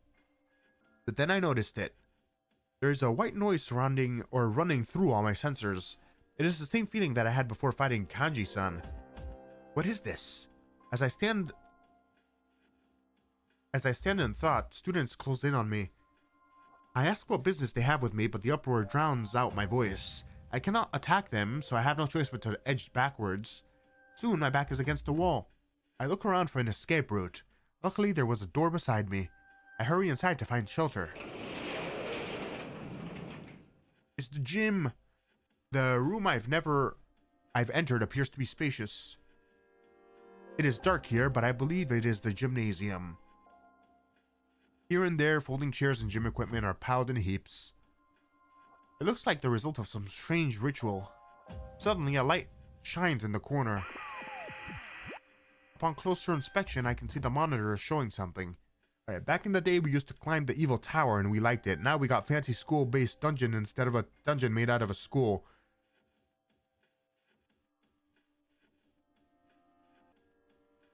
Cool. I kind of prefer the tower, to be quite honest with you. It's airing some familiar faces. Rivals. Okay, I don't... I don't need to see Sister Complex King steal of Sister Complex again for the 20th time. I am not sure what to say about that video. It seems to be modeled after a promotional video for martial arts tournaments. I noticed appearances by Kanji-san and the host General Teddy. They are rivals, indeed. The other people shown must also be participants. Is it safe to assume that they're all Persona users? As if watching my reactions from somewhere, General Teddy appears on the monitor replacing the video. This means that the other people, or the Yu and Yosuke, aren't in the TV yet. Because I think that shows on the TV at the same time for everybody. So Kanji came into the TV first somehow. Like Teddy got spelunked into a locker before the event even started, so... Without warning, there's a loud sound. The doors in every direction open at once. Excited students pour in, cheering and yelling. Before I know it, I am surrounded by people with no means of escape. General Teddy grins at my situation and raises his stubby arm. Well then, bring out the next opponent! Who's it gonna be? Chie? Yukiko? A spotlight shines on a spot where the crowd parts. A female student can be seen. She has short hair and wears a jacket. She looks very athletic. It's Chie. It's the meat woman. I recognize her face from the video. Her name was Chie Satonaka. She steps in front of me, bouncing from foot to foot. I heard that you're elbowing in on the tournament. Suits me fine. Let's do this! As she finishes her speech, she takes a fighting stance. Huh? Oh, we're just right into it. Just then, a gleaming silhouette appears behind her. It's another Persona. But what if it isn't Chie? What if it's my evil OC, Evil Chie? Very creative nickname. Good job.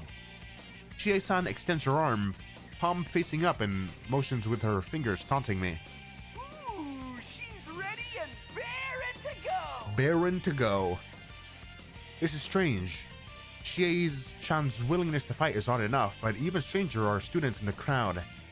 Even when seen a Persona up close, they show no signs of alarm. Come to think of it, how did they get here? I cannot believe that they are all Persona users, but even if they were, would they be so excited over such brutality? While stuck in a mysterious world filled with potential dangers? That does not seem likely. Perhaps my basic assumptions are faulty. Could they, like these buildings, be unreal? I cannot jump to conclusions, but I decide to take the offensive. I turn to the monitor. General Teddy is bouncing up and down gleefully. I will fight on one condition. Which is? Interesting, he answered me. I can hold a conversation with him, which means he can see and hear me. That you immediately release all these students from this school, or rather from this world. If you do that, I will fight as you wish. No, why would he do that? Tut, are you making demands to me? Before you get too worried about other people, why not worry about yourself? This one person, will fight non-existent people after you let everybody out of the TV. Like, that's not even a negotiation at that point. I will not fight unless you guarantee their safety. I'm wondering if Shadow Labrys stacked all these chairs like this. Yeah, she stacked all those chairs like that because she has to get to her hot dogs in Boston. So, she was trying to get to Boston. I glare at General Teddy through the monitor. I didn't want to involve the students, but I have an idea. Sheesh, what a stubborn girl. He snaps his stubby fingers. The room instantly fills with light. I ward myself against it by covering my eyes. A few seconds later, the brightness fades to normal. As my eyes adjust, I see that the students have vanished. Ta-da! Is that what you wanted? Her hot dogs are on the ceiling of the gym. Her hot dogs are in Boston, and Boston is on the ceiling's gym, so yes. Get good. The general smiles proudly. My guess was correct. If the students were fake, it is easier for him to remove them than to talk me into fighting. As a result, my sensors detected the movement, or the moment when the students disappeared all at once. The only human here is Chie-san. Looking around, it seems that not everything disappeared. Human-like figures remain, as if shadows of the students were burned into the scenery. There were several about the gymnasium. The readings are similar to Shadow's, but they show no signs of hostility. So these are the true forms of the students. They have been unmasked. Honestly, you're in no position to be making demands, you know. I'm making an exception just this once because it's no fun if you don't both go at it tooth and claw. Even if you don't resist, your opponent will show no mercy. It'll be a grisly sight. Come on! Even if the crowd was still here, would you not have hit back when I hit you? No. The safety of the people must be prioritized above all else. The safety of the fake people must be prioritized. Ha! That's pretty cool of you, actually. But self-sacrifice doesn't mean much coming from a machine. They can just fix you right up. Kinda based, I'm not gonna lie. Oh, that's right. It doesn't even count as self-sacrifice for a machine. It's just what you're programmed to do. Damn. Gee, how'd you feel about hot dogs? I don't know. I mean, she loves like meat, so she probably likes hot dogs, you know? You probably don't feel pain or anything, huh? She discarded Just womanhood being for that way me, okay? was human. That's what the announcement said. You may not understand, but I can sense pain as well. Really? That's such a weird thing to program into a weapon. Doesn't make any sense to me. That's... As I struggle to answer, Chie-san smiles Well, wide. that's fine with me. Means I can fight you without pulling any punches. Her smile disappears and her eyes spark with fire as she launches herself at me. I would rather not fight her, but she is a persona user. I clench my teeth and make myself ready to intercept if I her. must fight you, then I will.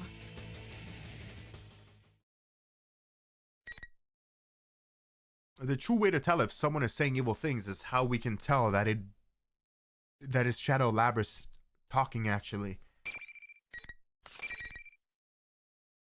I don't get your message. I don't get it. My brain is not braining at the moment, you see? I'm small brain. Finally. Oh, we got the cheery music, I guess.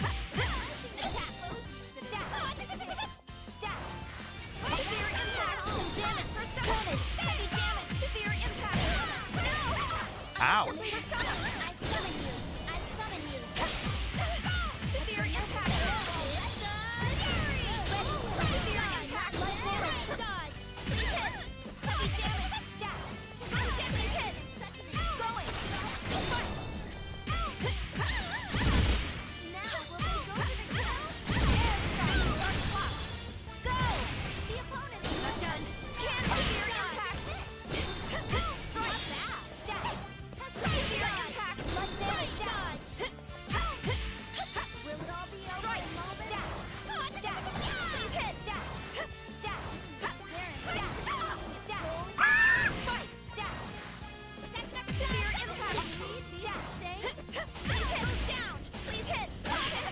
No! In the end, the victor was no surprise. Damn it.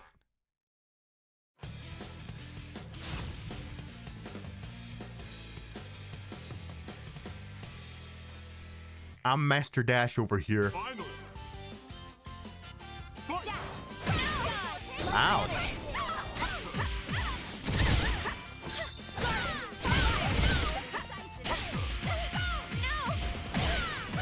My god, she can stun lock the shit out of me.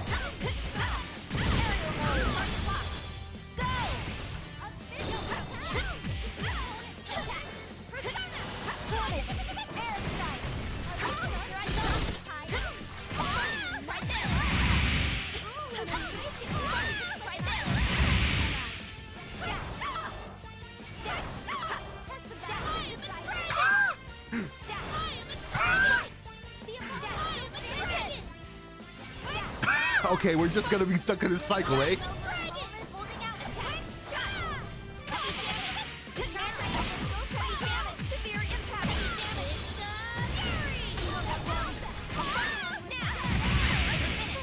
Jesus Christ.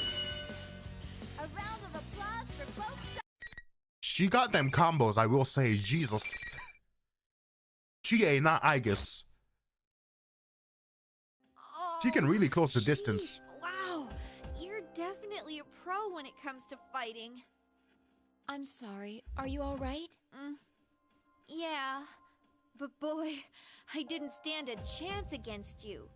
Hey, what's all this about you being a robot?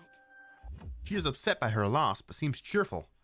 She didn't know, or she didn't show this open-mindedness before the fight. Perhaps as with Kanji-san, I could make peace with her by... No, it is vain of me to think that is possible. Her words echo in my mind.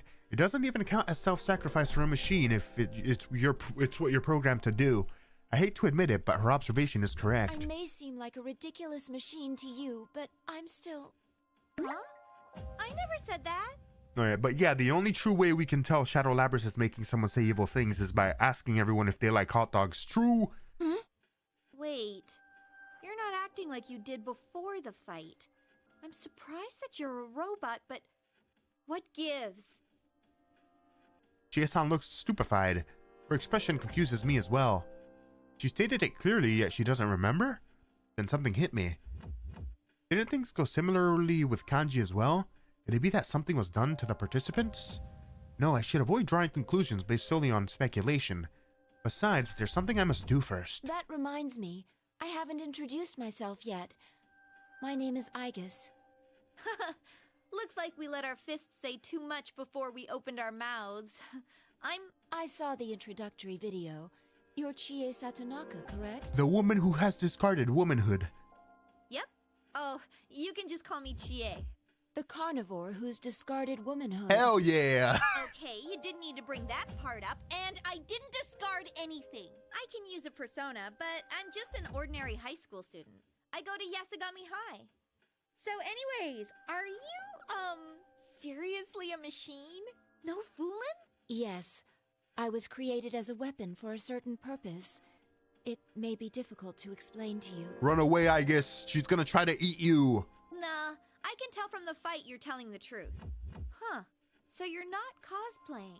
Then again, it'd be pretty nuts for someone to come out here to cosplay. I like how you just know Aigis would bring that shit up. Yeah, true. Aigis is based. Speaking of which, Chie-san, can you tell me what this place, this world, is? I confess that I am looking for someone. While pursuing them, I heard the rumor about going inside TVs. Oh, right. You can use a persona. That's how you got into the TV. Where should I start? I don't know exactly how it works, but this place is supposedly a realm formed by human thought. By thought? Does that mean this is someone's mental landscape? Not someone, this is everyone's mental landscape. I guess so. Then we physically entered a mental world? Through a TV, no less? How can this be? I don't think it's any different than the midnight or than the dark hour. It's like you're crossing into another world. To tell the truth, I never understood it so well myself. There was this insane monster thing around town up until early spring. It created this whole world, and I got my persona because of what happened in here. Chie-san folds her arms with a troubled look on her Come face. to think of it, all this stuff should have been over and done with. But you see that ad showing on the monitor over there? It suddenly started getting shown on TV in reality. There's no way we were gonna stand for that crap to be shown. So that's why me and my friends came in here to put a stop to it. Your friends are here as well? Yeah, a couple. Also, that Teddy guy who's hosting this, plus the girl Rise who's serving as commentator. They're my friends too. But they're acting so weird. She lets out a sigh. Sorry, listen to me, babbling away. Do you think you can find this person you're looking for? Actually, could whoever it is get in here? I don't think normal people can enter the TV. To tell you the truth, I have already encountered one such person, but... I tell her about the girl I saw. I give her all the details that I can remember. I recall that she called herself the student council president. She did not seem aware that she was inside the TV. Oh, you mean the girl who was calling herself the student council president? Yeah, I saw her too. She was yelling into a bullhorn to stop this foolishness, but then she ran off saying she was gonna go talk to the tournament's host. She was wearing the same skirt that you are, Chie-san. It seems to be part of a uniform. Are you acquainted with her? I don't get how this works. 'Cause Chie fought...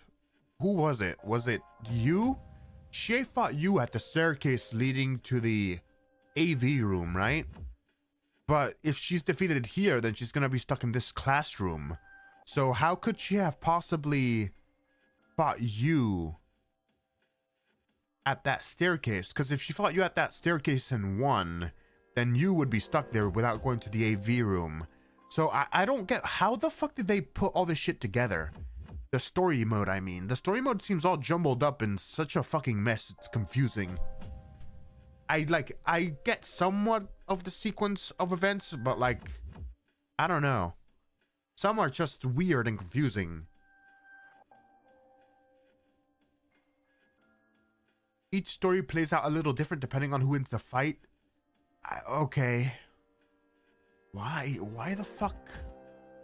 That seems so dumb. No, I don't know her. It's funny, that girl said she was elected last week. But if I remember right, our student council president was a guy. I have many doubts about her. I must meet with her again and figure her out. I now have a better understanding of the situation. Because it's a fighting game? Yeah, but it's a fighting game with a story mode. So you think that they'd try to, like, you know, plan out what fights take place with which characters so that it follows the story instead of this jumbled mess, you know? Well then, I should be going now. I would like it if you could come along, but... Like, it would have been fine if Aigis encountered Chie on the same stairway that you beat her at. That would make more sense. I know, I can't leave here, right? I'll stay put for now. I will come back for you later. You may find it hard to trust me, but... No, I believe you. Chie-san replies unhesitantly. I've been through so much over this past year that I'm pretty confident I can read people. And also the original P4 had a limited list of characters. Yep. Honestly, though, what other choice do I have? If you run into any of my friends, tell them I'm okay.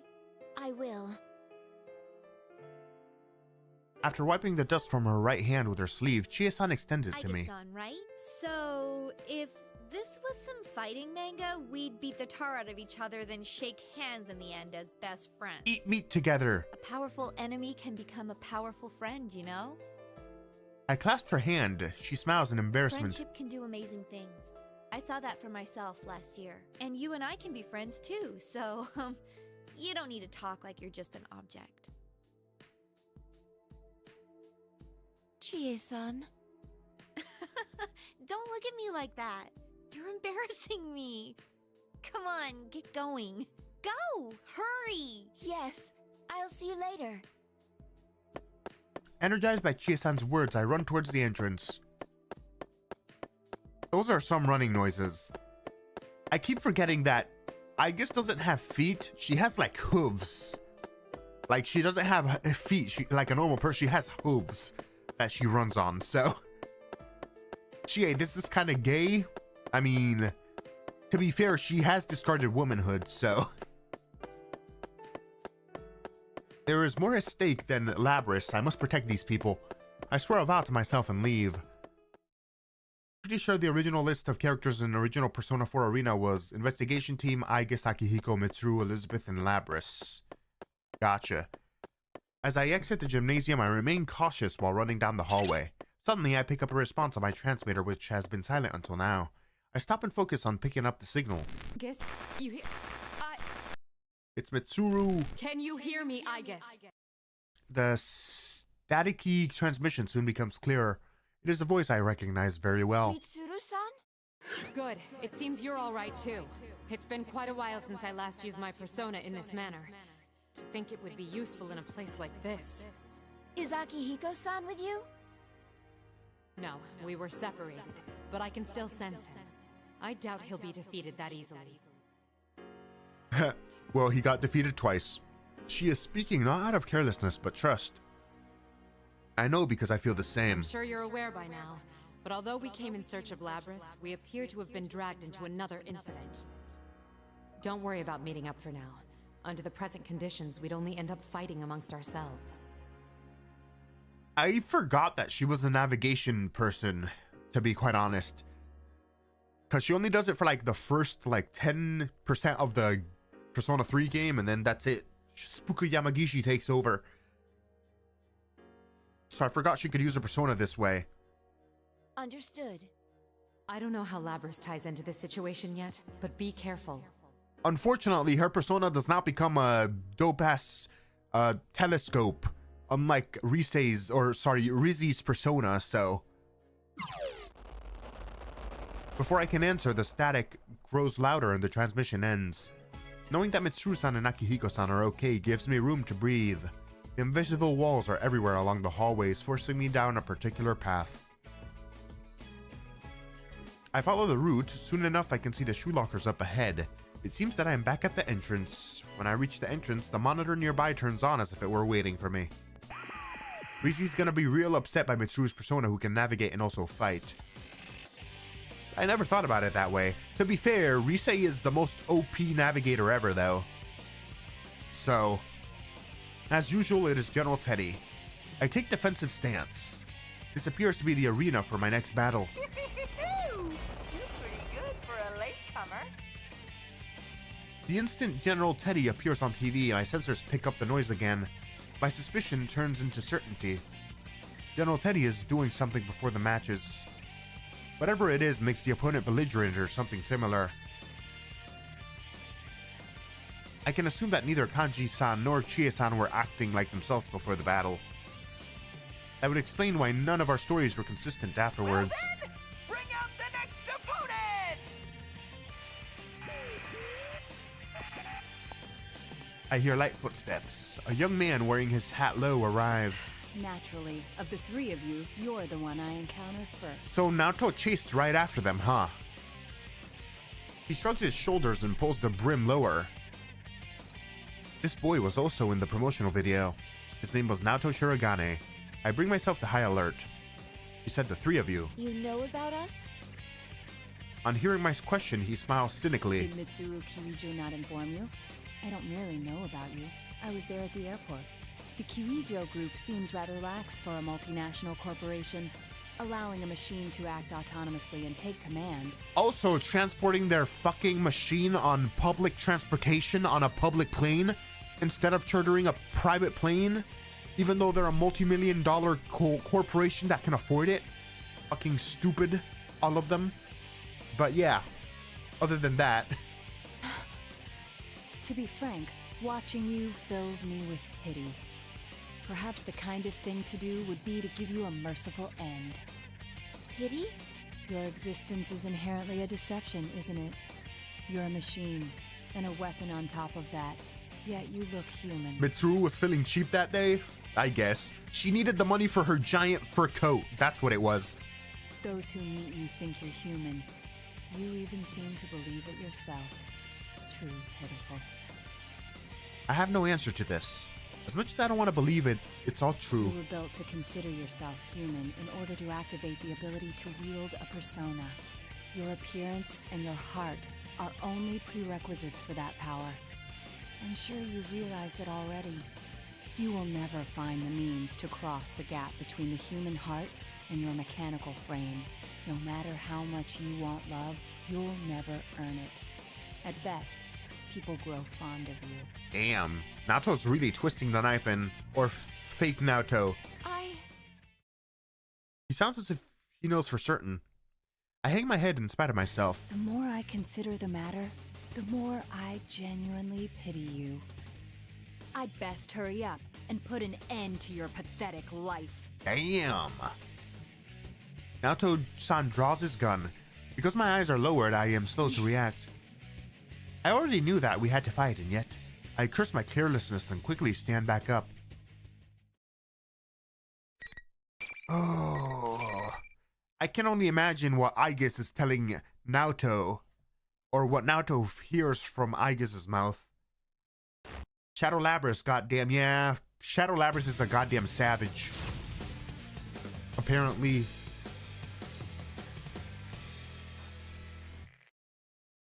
Finally.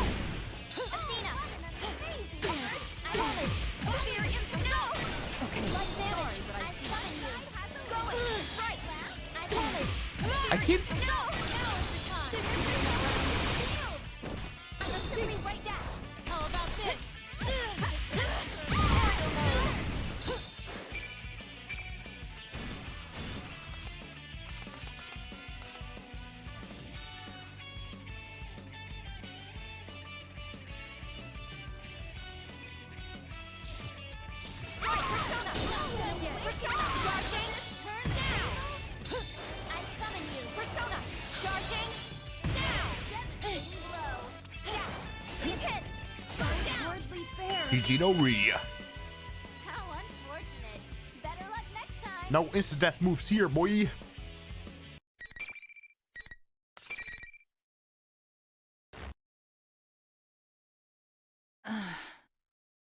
Naoto-san slowly gets up. There is some staggering that seems to be caused by dizziness. I watch carefully for any changes in her behavior.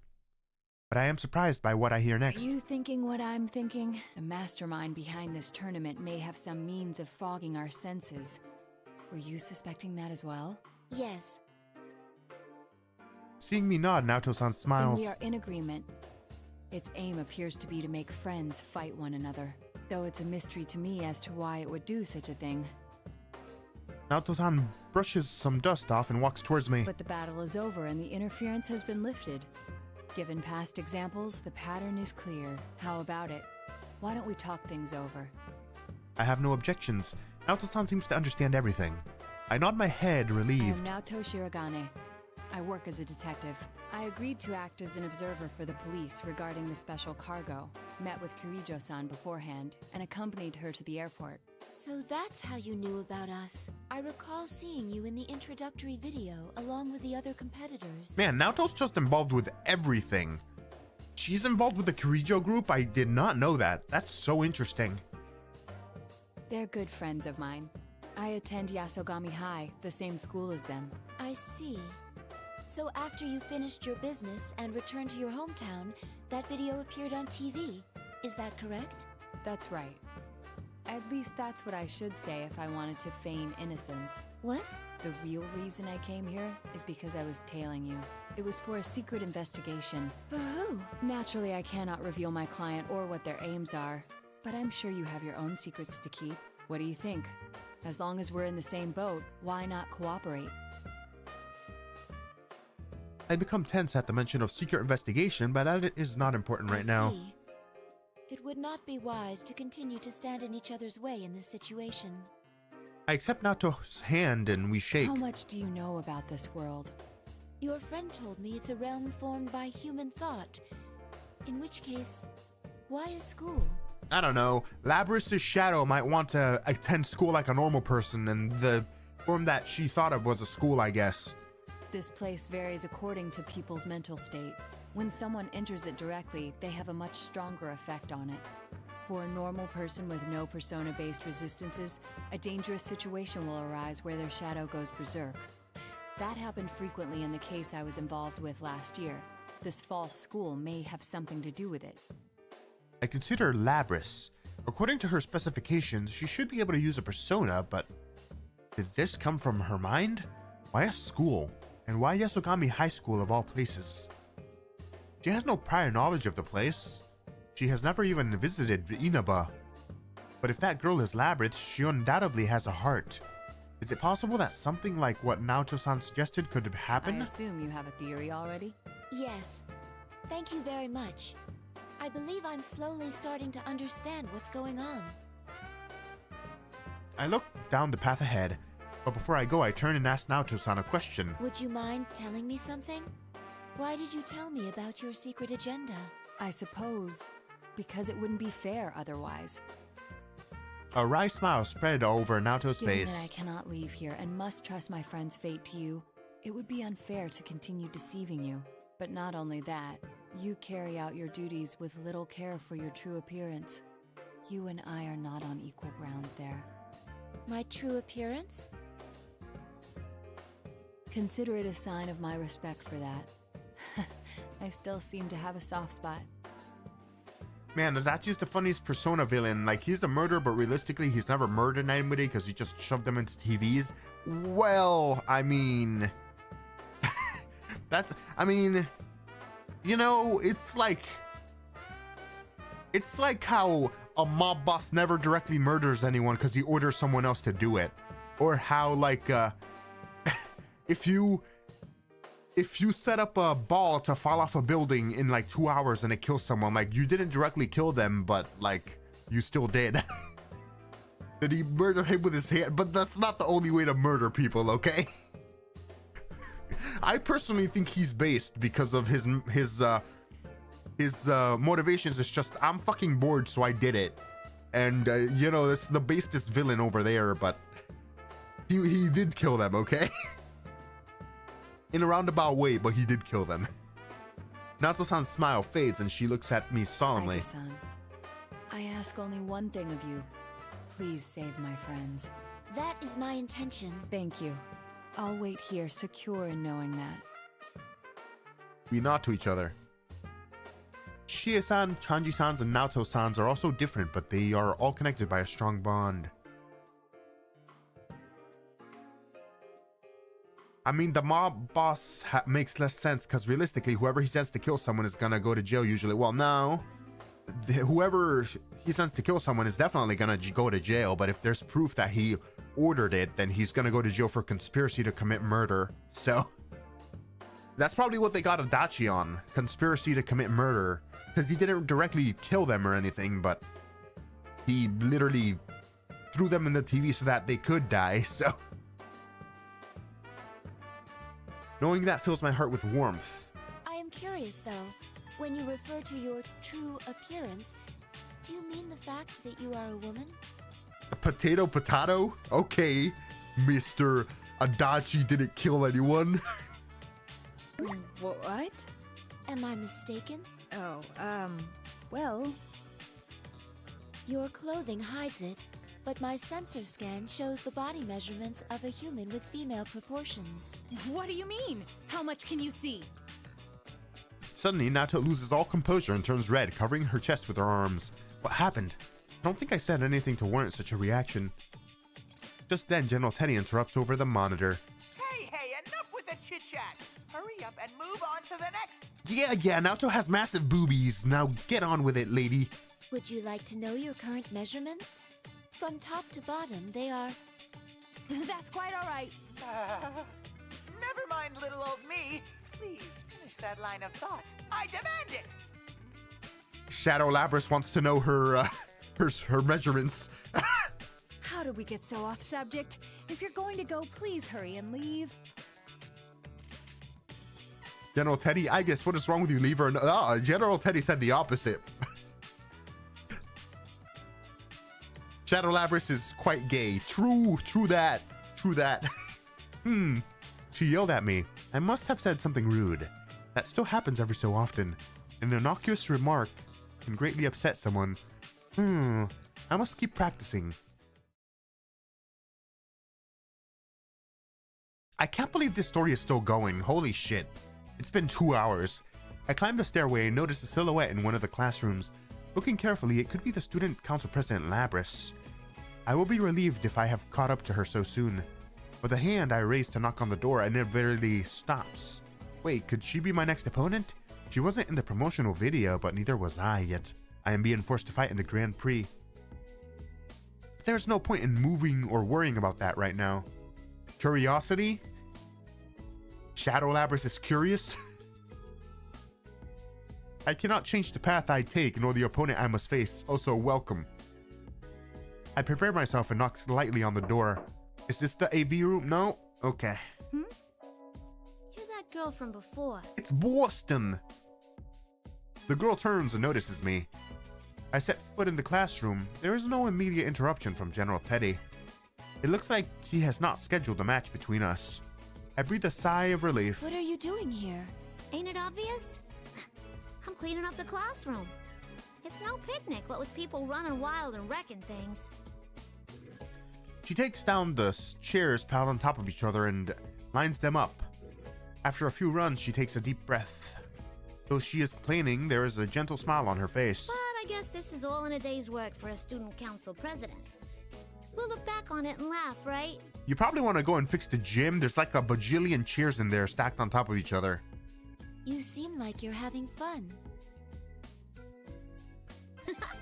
That's because I love my school. Even the chores are fun for me. The reason I wanted to be president is because of that. Oh, it can be rough when things get out of hand like this. Yeah, they do look like in a weird way. Well, nah, not in a weird way. They are sister units, so I guess it's the newer generation. But it's dangerous here. You must leave at once. Won't you come with me? She seems confused by my words and tilts her head to one side. What? You're worried about me? Hey, I'm the president. And you might not think so to look at me, but I ain't no slouch in a fight. I'll be fine. Kick her ass, Aigis. No, that's not what I mean. How should I put this? She still has no idea of the danger.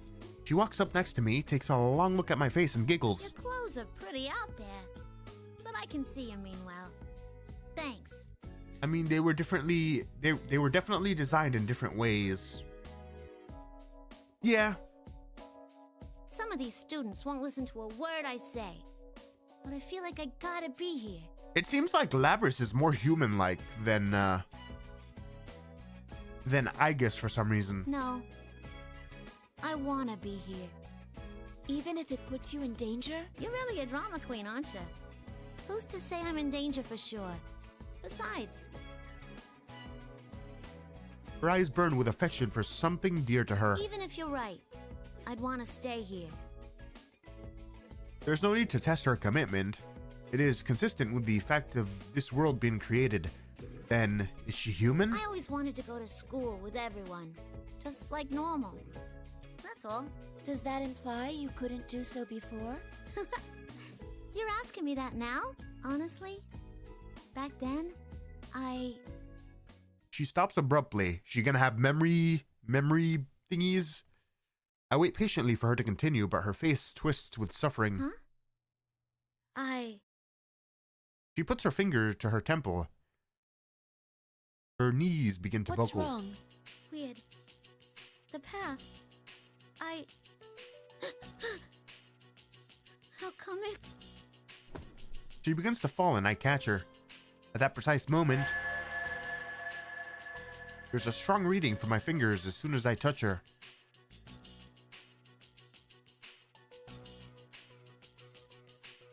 It's so strong, like touching a hot stove. She's a robot. This is the same reading as when I first stuck my hand into the TV. It's coming from a personality module, a piece of lost technology that researchers had called plumes of dusk due to their shape. I have one inside me as well. This is not merely strong evidence, it is conclusive. There are still questions to be answered, but this girl can be none other than Labris. At the very least, she's not human. Ooh. Sorry, I'm not feeling so good all of a sudden. I must be evil right now because I'm having some hot dogs for breakfast. You're eating Boston's hot dogs.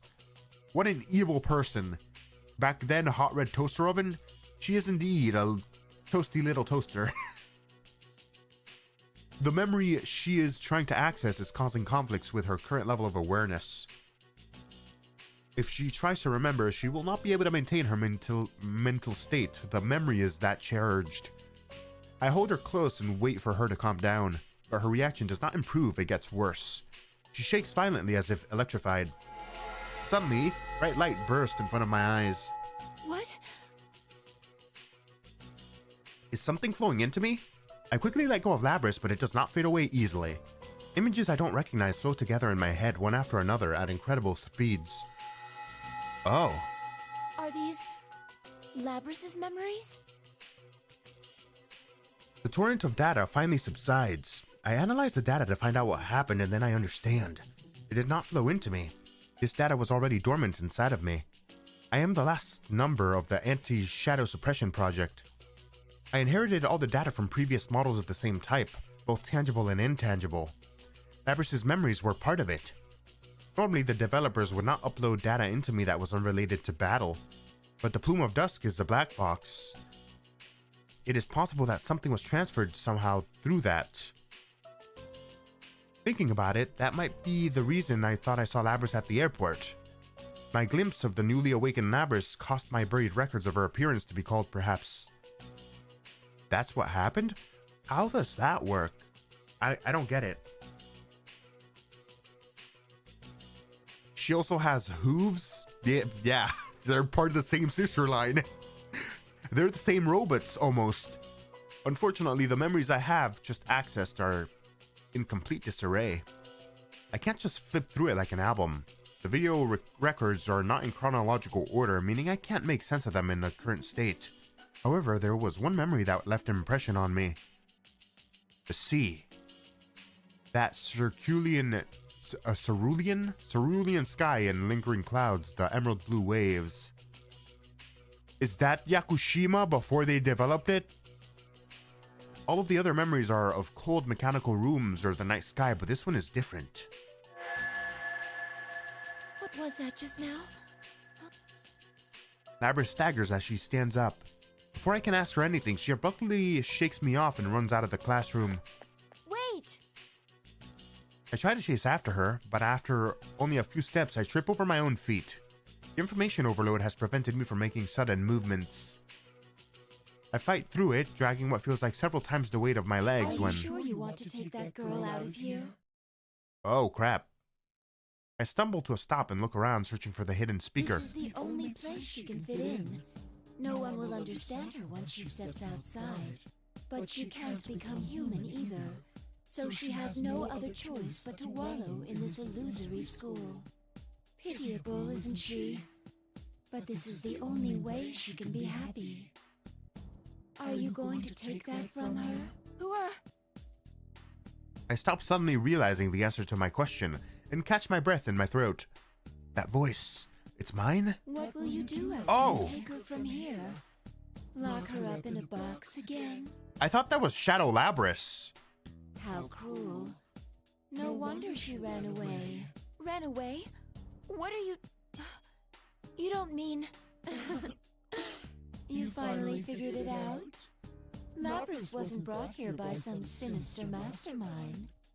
She escaped on her own and came here. Wait, so did she, like, hypnotize the hijackers into hijacking the plane and then sneak out on her own, I guess? That can't be. The suspects in the hijacking case... And how did she know about the TV world? I'm sure you've seen the opponents you fought so far robbed of their sanity. Have you forgotten already? You're saying that was Labris's doing too? Yes. Her heart gave birth to this world, and that power is one of her abilities, from some special equipment. With a power like that, wouldn't it be simple to control a number of ordinary people? Okay. Interesting. It's true that the hijackers were confused and that there were signs of some mental interference. It does seem strange to go to so much trouble to come to a place like this. If she did in fact do this, then she must face herself. What gives you the right to say that? Suddenly, the tone of her voice changes. She speaks very gently, like a parent correcting a child. You've experienced suffering before, too. It pains you to have a heart, knowing that you can never be human. So, I guess people's shadows can go out of whack again and again and again? Because I thought that Aigis has already faced her shadow. I thought Metis was her shadow, right? So... Okay. Interesting. Even if there was someone you considered to be worth fighting for, you can't be a real companion to them. That's why you chose to protect them as a weapon. But in the end, you still lost them. What do you know about me? Mere words will not cause me to abandon hope. Shadow fights in this game are a little weird. Gotcha. A brave bluff. But a tool like yourself can never be a true partner for a human. Doesn't your heart yearn to be by their side and to be loved? It hurts so much that I wish I could go back to how I was before I gained a heart. Has that really never once crossed your mind? I think not. That pain will never completely disappear. It will always fester. Yeah, just shut up and put the fist up, goddammit. Isn't that right? Also, this kind of sounds like if Izanabe had just a higher voice. It does. Even if you take Labris away, the same will happen to her. She'll become just like you. Is that a fate you want for her? It really does. You see, here you can have anything, as long as you look away from the truth. That doesn't just go for Labris, but for you too. Even the things you have lost forever. Here, you can have them back. What are you? I cut myself off, realizing that I'm becoming fascinated with the voice. This isn't good. I cannot let the voice deceive me. I must get its speaker in my sights at first. I carefully attune myself to the source of the voice and quickly turn in that direction. But the person standing there is me. Damn! Or rather, something that looks like me. At first, I think the overload is still affecting my sensors, but that is not the case. I'll take away your suffering. Now, take my hand, Aigis. I smile and extend out my hand. I feel dazed. This is very confusing. I don't know what to do. My mind advises caution, but my heart doesn't listen. But all of a sudden, a door opens in the corner. Pardon my interruption of this seemingly trivial conversation. Of course, it's Elizabeth. This unexpected event brings me back to reality, and I realize that I was nearly seduced by its promises. On a second look, I can see a woman beyond the doorframe. That distinctive blue dress. I recognize the attire of the elevator girl. Her name was Elizabeth-san, I believe. But why is she here? Elizabeth walks right in and stands in the center of the room. There's nothing outwardly abnormal about her pose, but it is as imposing as a battle stance. She opens her thick leather-bound book and smiles dauntlessly at the other me. Excuse me, but I would like a word with this lady over here. Would you mind leaving? Who are you? If you don't leave the two of us, I must resort to giving you a hearty thrashing with my book. It's a hardcover, leather-bound edition, and is quite powerful. Enough to do over 4 digits on average, I'd say. What the hell?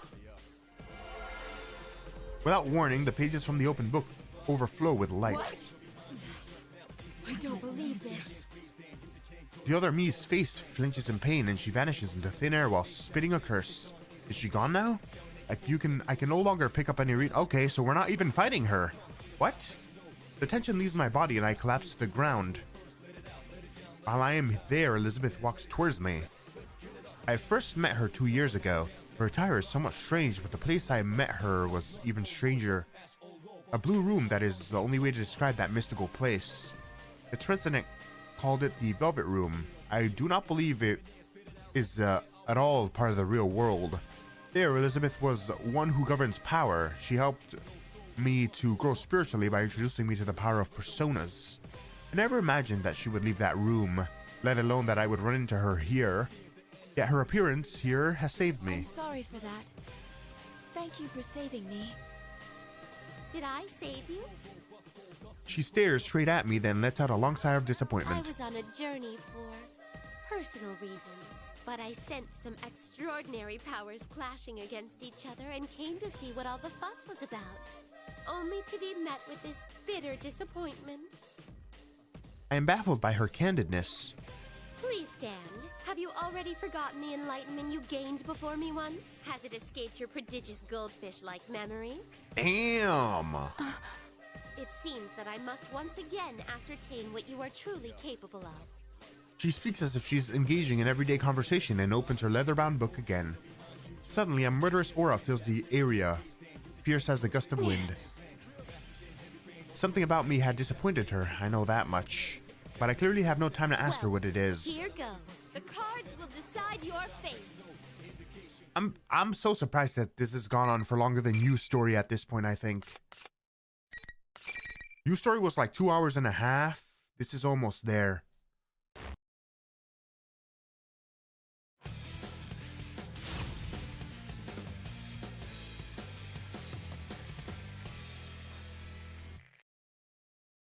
Finally. Ooh, they have the Knicks. Ouch.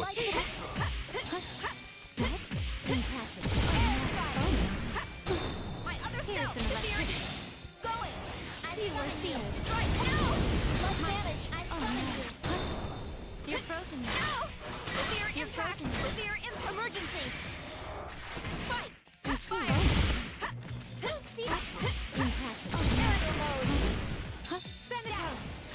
Your fate is in System error. No. Let some damage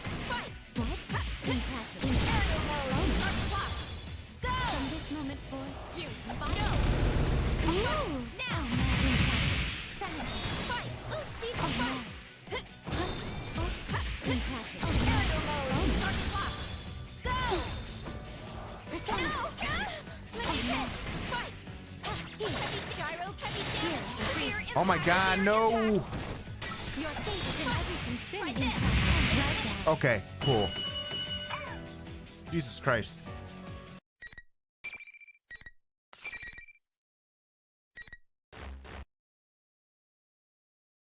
Well done. Elizabeth stands from her kneeling position. Though she lost, she did not do so much as break a sweat, while I, for my part, am detecting strain on my entire drive system. I can see myself lacking the energy to even speak, reflected in Elizabeth's clear eyes. You are indeed neither man nor any ordinary machine. You are truly singular. But then can anyone be said to be the same as anybody else? People anguish over the gulf between themselves and others, and the lack of any who could possibly understand them. How is their situation different from yours? What defines life is not death, but bonds. That is the answer you once reached. Then take that to heart and go forth. Remember that your bonds will remain unbroken, giving you the strength to withstand any suffering. I like how Elizabeth just came here into this classroom to give Aigis a pep talk so that her shadow doesn't pop up again. Lovely, fantastic, good job, Elizabeth. My bonds. Pop out of nowhere to do stuff like this. I too am currently on an endless journey, but I anticipate that you will become a compatriot of mine, unbound by the limitations of time. I hope that you will not be led astray by trivial things. With that, I bid you good luck. Elizabeth bows and finally shows me her smile. Immediately after, she turns on one heel and walks towards the hallway. I suddenly remember. There are rules to this tournament delineating behavior after a match. Such parlor tricks can get stuffed. I shall be on my way. True to her word, she leaves the room with no trouble and closes the door with an exaggerated slam. Those walls were nothing to her. But come to think of it, Labrys didn't seem subject to those rules either. Do they only apply to participants in the tournament? No, in Elizabeth's case, it simply does not matter to her. She remains a complete enigma. Well, she's a resident from another world, so... I find it amusing, which allows me to feel more relaxed. It may be true that this world can grant one's true desire, but I want Labrys to see past herself to a world where other people matter, even if one discards their bonds to avoid pain. All that awaits is a numb, desert-like future with no promise. I thought as she did once, so I'm sure I can understand her. I too felt the same way as Labrys when I first went through an incredibly trying ordeal. If there's no one to reach out to her, she'll become even more trapped. As she is now, Labrys cannot escape on her own. That is because the key to extricating herself is the realization that one is not alone. I want to form a bond with Labrys, with my sister. I want to teach her things that she cannot learn if she is alone. Saying it out loud helps to strengthen my resolve. I change my approach and focus on searching for a way to save her. Still, that thing looked like me. What was that? What Naoto-san meant by a shadow going berserk? My own shadow. Thinking of it that way shed some light on things. Of course, I can control my persona and have some resistance to the effects of this world, but the heart cannot be so easily stabilized. If the same thing happened to Labrys, I suddenly realized the dangers involved. I impatiently suppress these thoughts and dash out the hallway. Wait, you lost though. How are you leaving? I know Elizabeth said to stuff the rules, but like she could leave because she won. Or well, no, Aigis won, never mind. I'm being stupid, Jesus Christ. I follow the path formed by the invisible walls. Eventually, I climbed the hallway to the 3rd floor. There seem to be no walls here, allowing me to go as I please. I can tell the end is near, and so I prepare myself. Soon, I stand in front of a room that has the sign outside saying Announcement Room. The door is half opened. I can sense someone inside. I cautiously press up against the door and peek around it. This is an announcement room, as the signs indicated, but the space inside is much larger than the classrooms I've seen. The equipment here is also closer to that of a TV studio than what would be found in a school. And on top of that, the back wall is made of glass, showing a view that is clearly not a schoolyard. Taken together, this is the first distinct sign that this is not a real world. As expected, Labrys is here, standing in the middle of the room. There's also another boy and girl as well. The girl is holding Labrys' shoulders, and the boy stands in front of the pair, protecting them. Aside or across from them is General Teddy. It seems that this is the end of the line. I've seen that boy's face in the video. Yosuke Hanamura-san, I believe. I'm not familiar with the girl's face, but I do recognize her distinctive voice. It's the same voice that has been commentating on the fights along with the General Teddy on the school PA. From the tone of the commentating, I thought she was working with the General, but right now she seems to be on Yosuke-san and Labrys' side. I recall what she had told me. Shie-san said that she, Rise-chan, and was originally her friend. In which case, she may actually be another victim. Why is Yosuke here, by the way? I thought it was you, but I guess depending on what character you go through with, then they show up in the announcement room. I don't understand why they did it this way. It's so confusing. General Teddy gives a cruel smile, squints his eyes, and speaks. What a shame. You gave it a try, but there's no way anyone would understand you. Huh? Yosuke jumping? General Teddy's voice and tone have undergone a remarkable change. Listening closely, this voice is... so it finally reveals its true form. At least one of them has to understand how I feel. Isn't that what you thought? The important part is that it's all your fault. That's not true. You still refuse to remember? Look at me. And stop deluding yourself. Yosuke will jump me probably? I see. Rosuke wouldn't do that though. Is this the same cutscene like 20 times? Or transformation or whatever?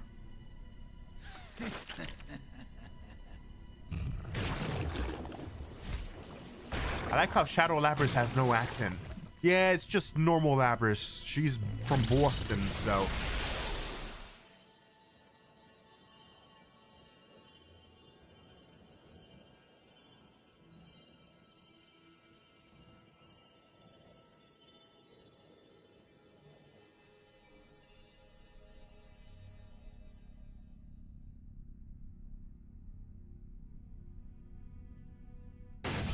Shadow Labrys isn't from Boston, I guess?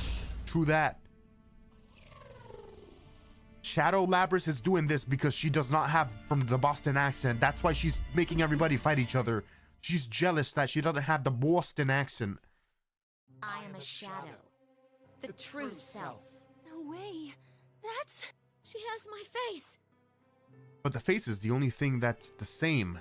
The rest of the body is covered in metal. There's no doubt that this is man-made. Labrys lets out a short scream and backs up. Stop! I'm not like that! Calm down. It's just taking that form to agitate you.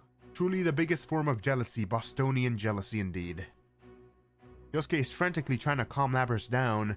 It's just taking that form to agitate you. That's what she says, but is this really the case? I have my own suspicions. No! No! No! No! You're not me! Taking that form, huh? Well, you have a point. I do have the power to confuse people's senses. Warp what they're seeing. Twist what they're hearing. That's how you made my senpai fight each other. Of the things you're seeing right now, which do you think is real and which is fake? The former General Teddy, no, Labrys' shadow, breaks out into a grin. Labrys, meanwhile, is cringing in fear as she holds onto Yosuke's sleeve. No! I'm not like you. I'm human, aren't I? I'm not like you. I have the Boston accent, don't I? Huh? What do you mean? I can see that Yosuke does not know how to answer the sudden question. How did I come to have these special powers? Why, it's because I have them. With that, the shadow snaps its fingers. At once, static like that on a poorly tuned TV starts appearing around Labrys and slowly envelops her. I enhance my vision. Nothing is happening to Labrys' body. It was my own vision that was clouded, or has been up till now. Soon after the noise dissipates, an inhuman-looking girl is standing in her place. Huh? A robot? Metallic arms and legs extend from her uniform. Thrusters on her back spread like wings. It's just as I thought. Her body is identical to that of the shadow in front of her. Look, that's what she really looks like. It's her who's been deceiving you all from the start. Can you snap your fingers with metal fingers?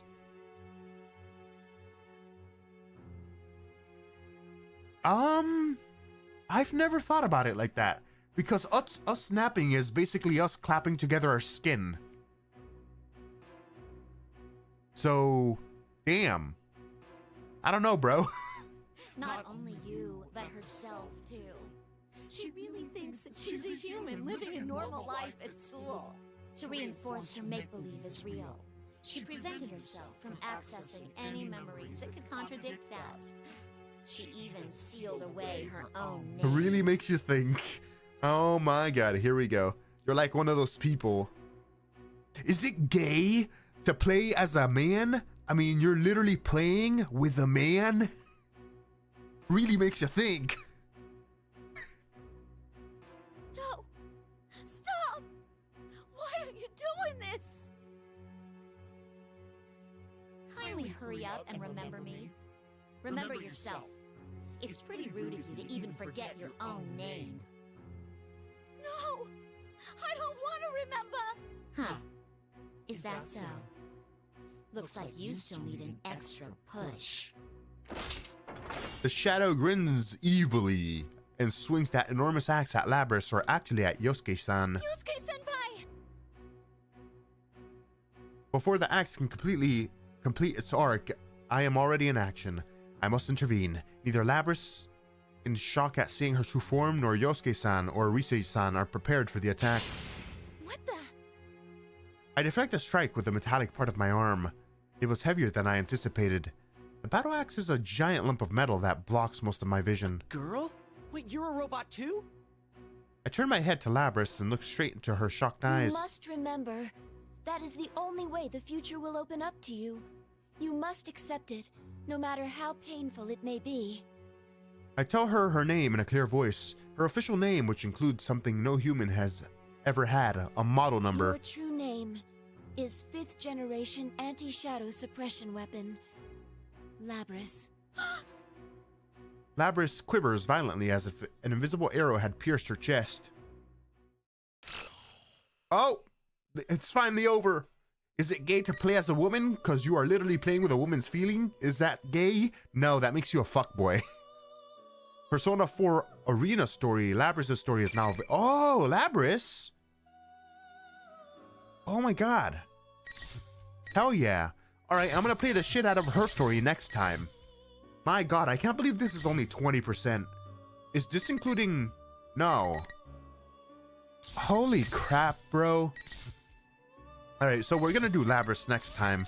I don't know who this last person is. I'm assuming after Labris and this last person, they're gonna let us continue on these stories. And I'm probably gonna continue with you and then finish the story for Persona 4 Arena and then go to episode Persona 4. What's that middle one? I don't know what that middle one is. It's weird. But, you know what? Oh god, I'm fucking tired. I'm tired. And I got work. So, I'm gonna sleep, take a piss, not in that order, take a piss and then sleep, stuff my face, wake up and go to work. So, Galactic Corgi and everybody else, thank you for dropping by. I am gonna take my big brain and I'm gonna do the things I just said. So, I am outie, baby. Master gamer out.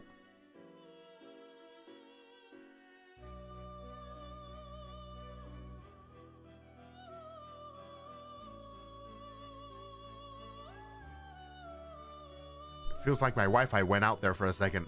Did my Wi-Fi go out there for a second? I don't think it did. But anyways, thanks for dropping by. I am outie. Big Brain Master Gamer out. I don't even know if you heard my last diatribe for like the last half minute. Whatever. See ya.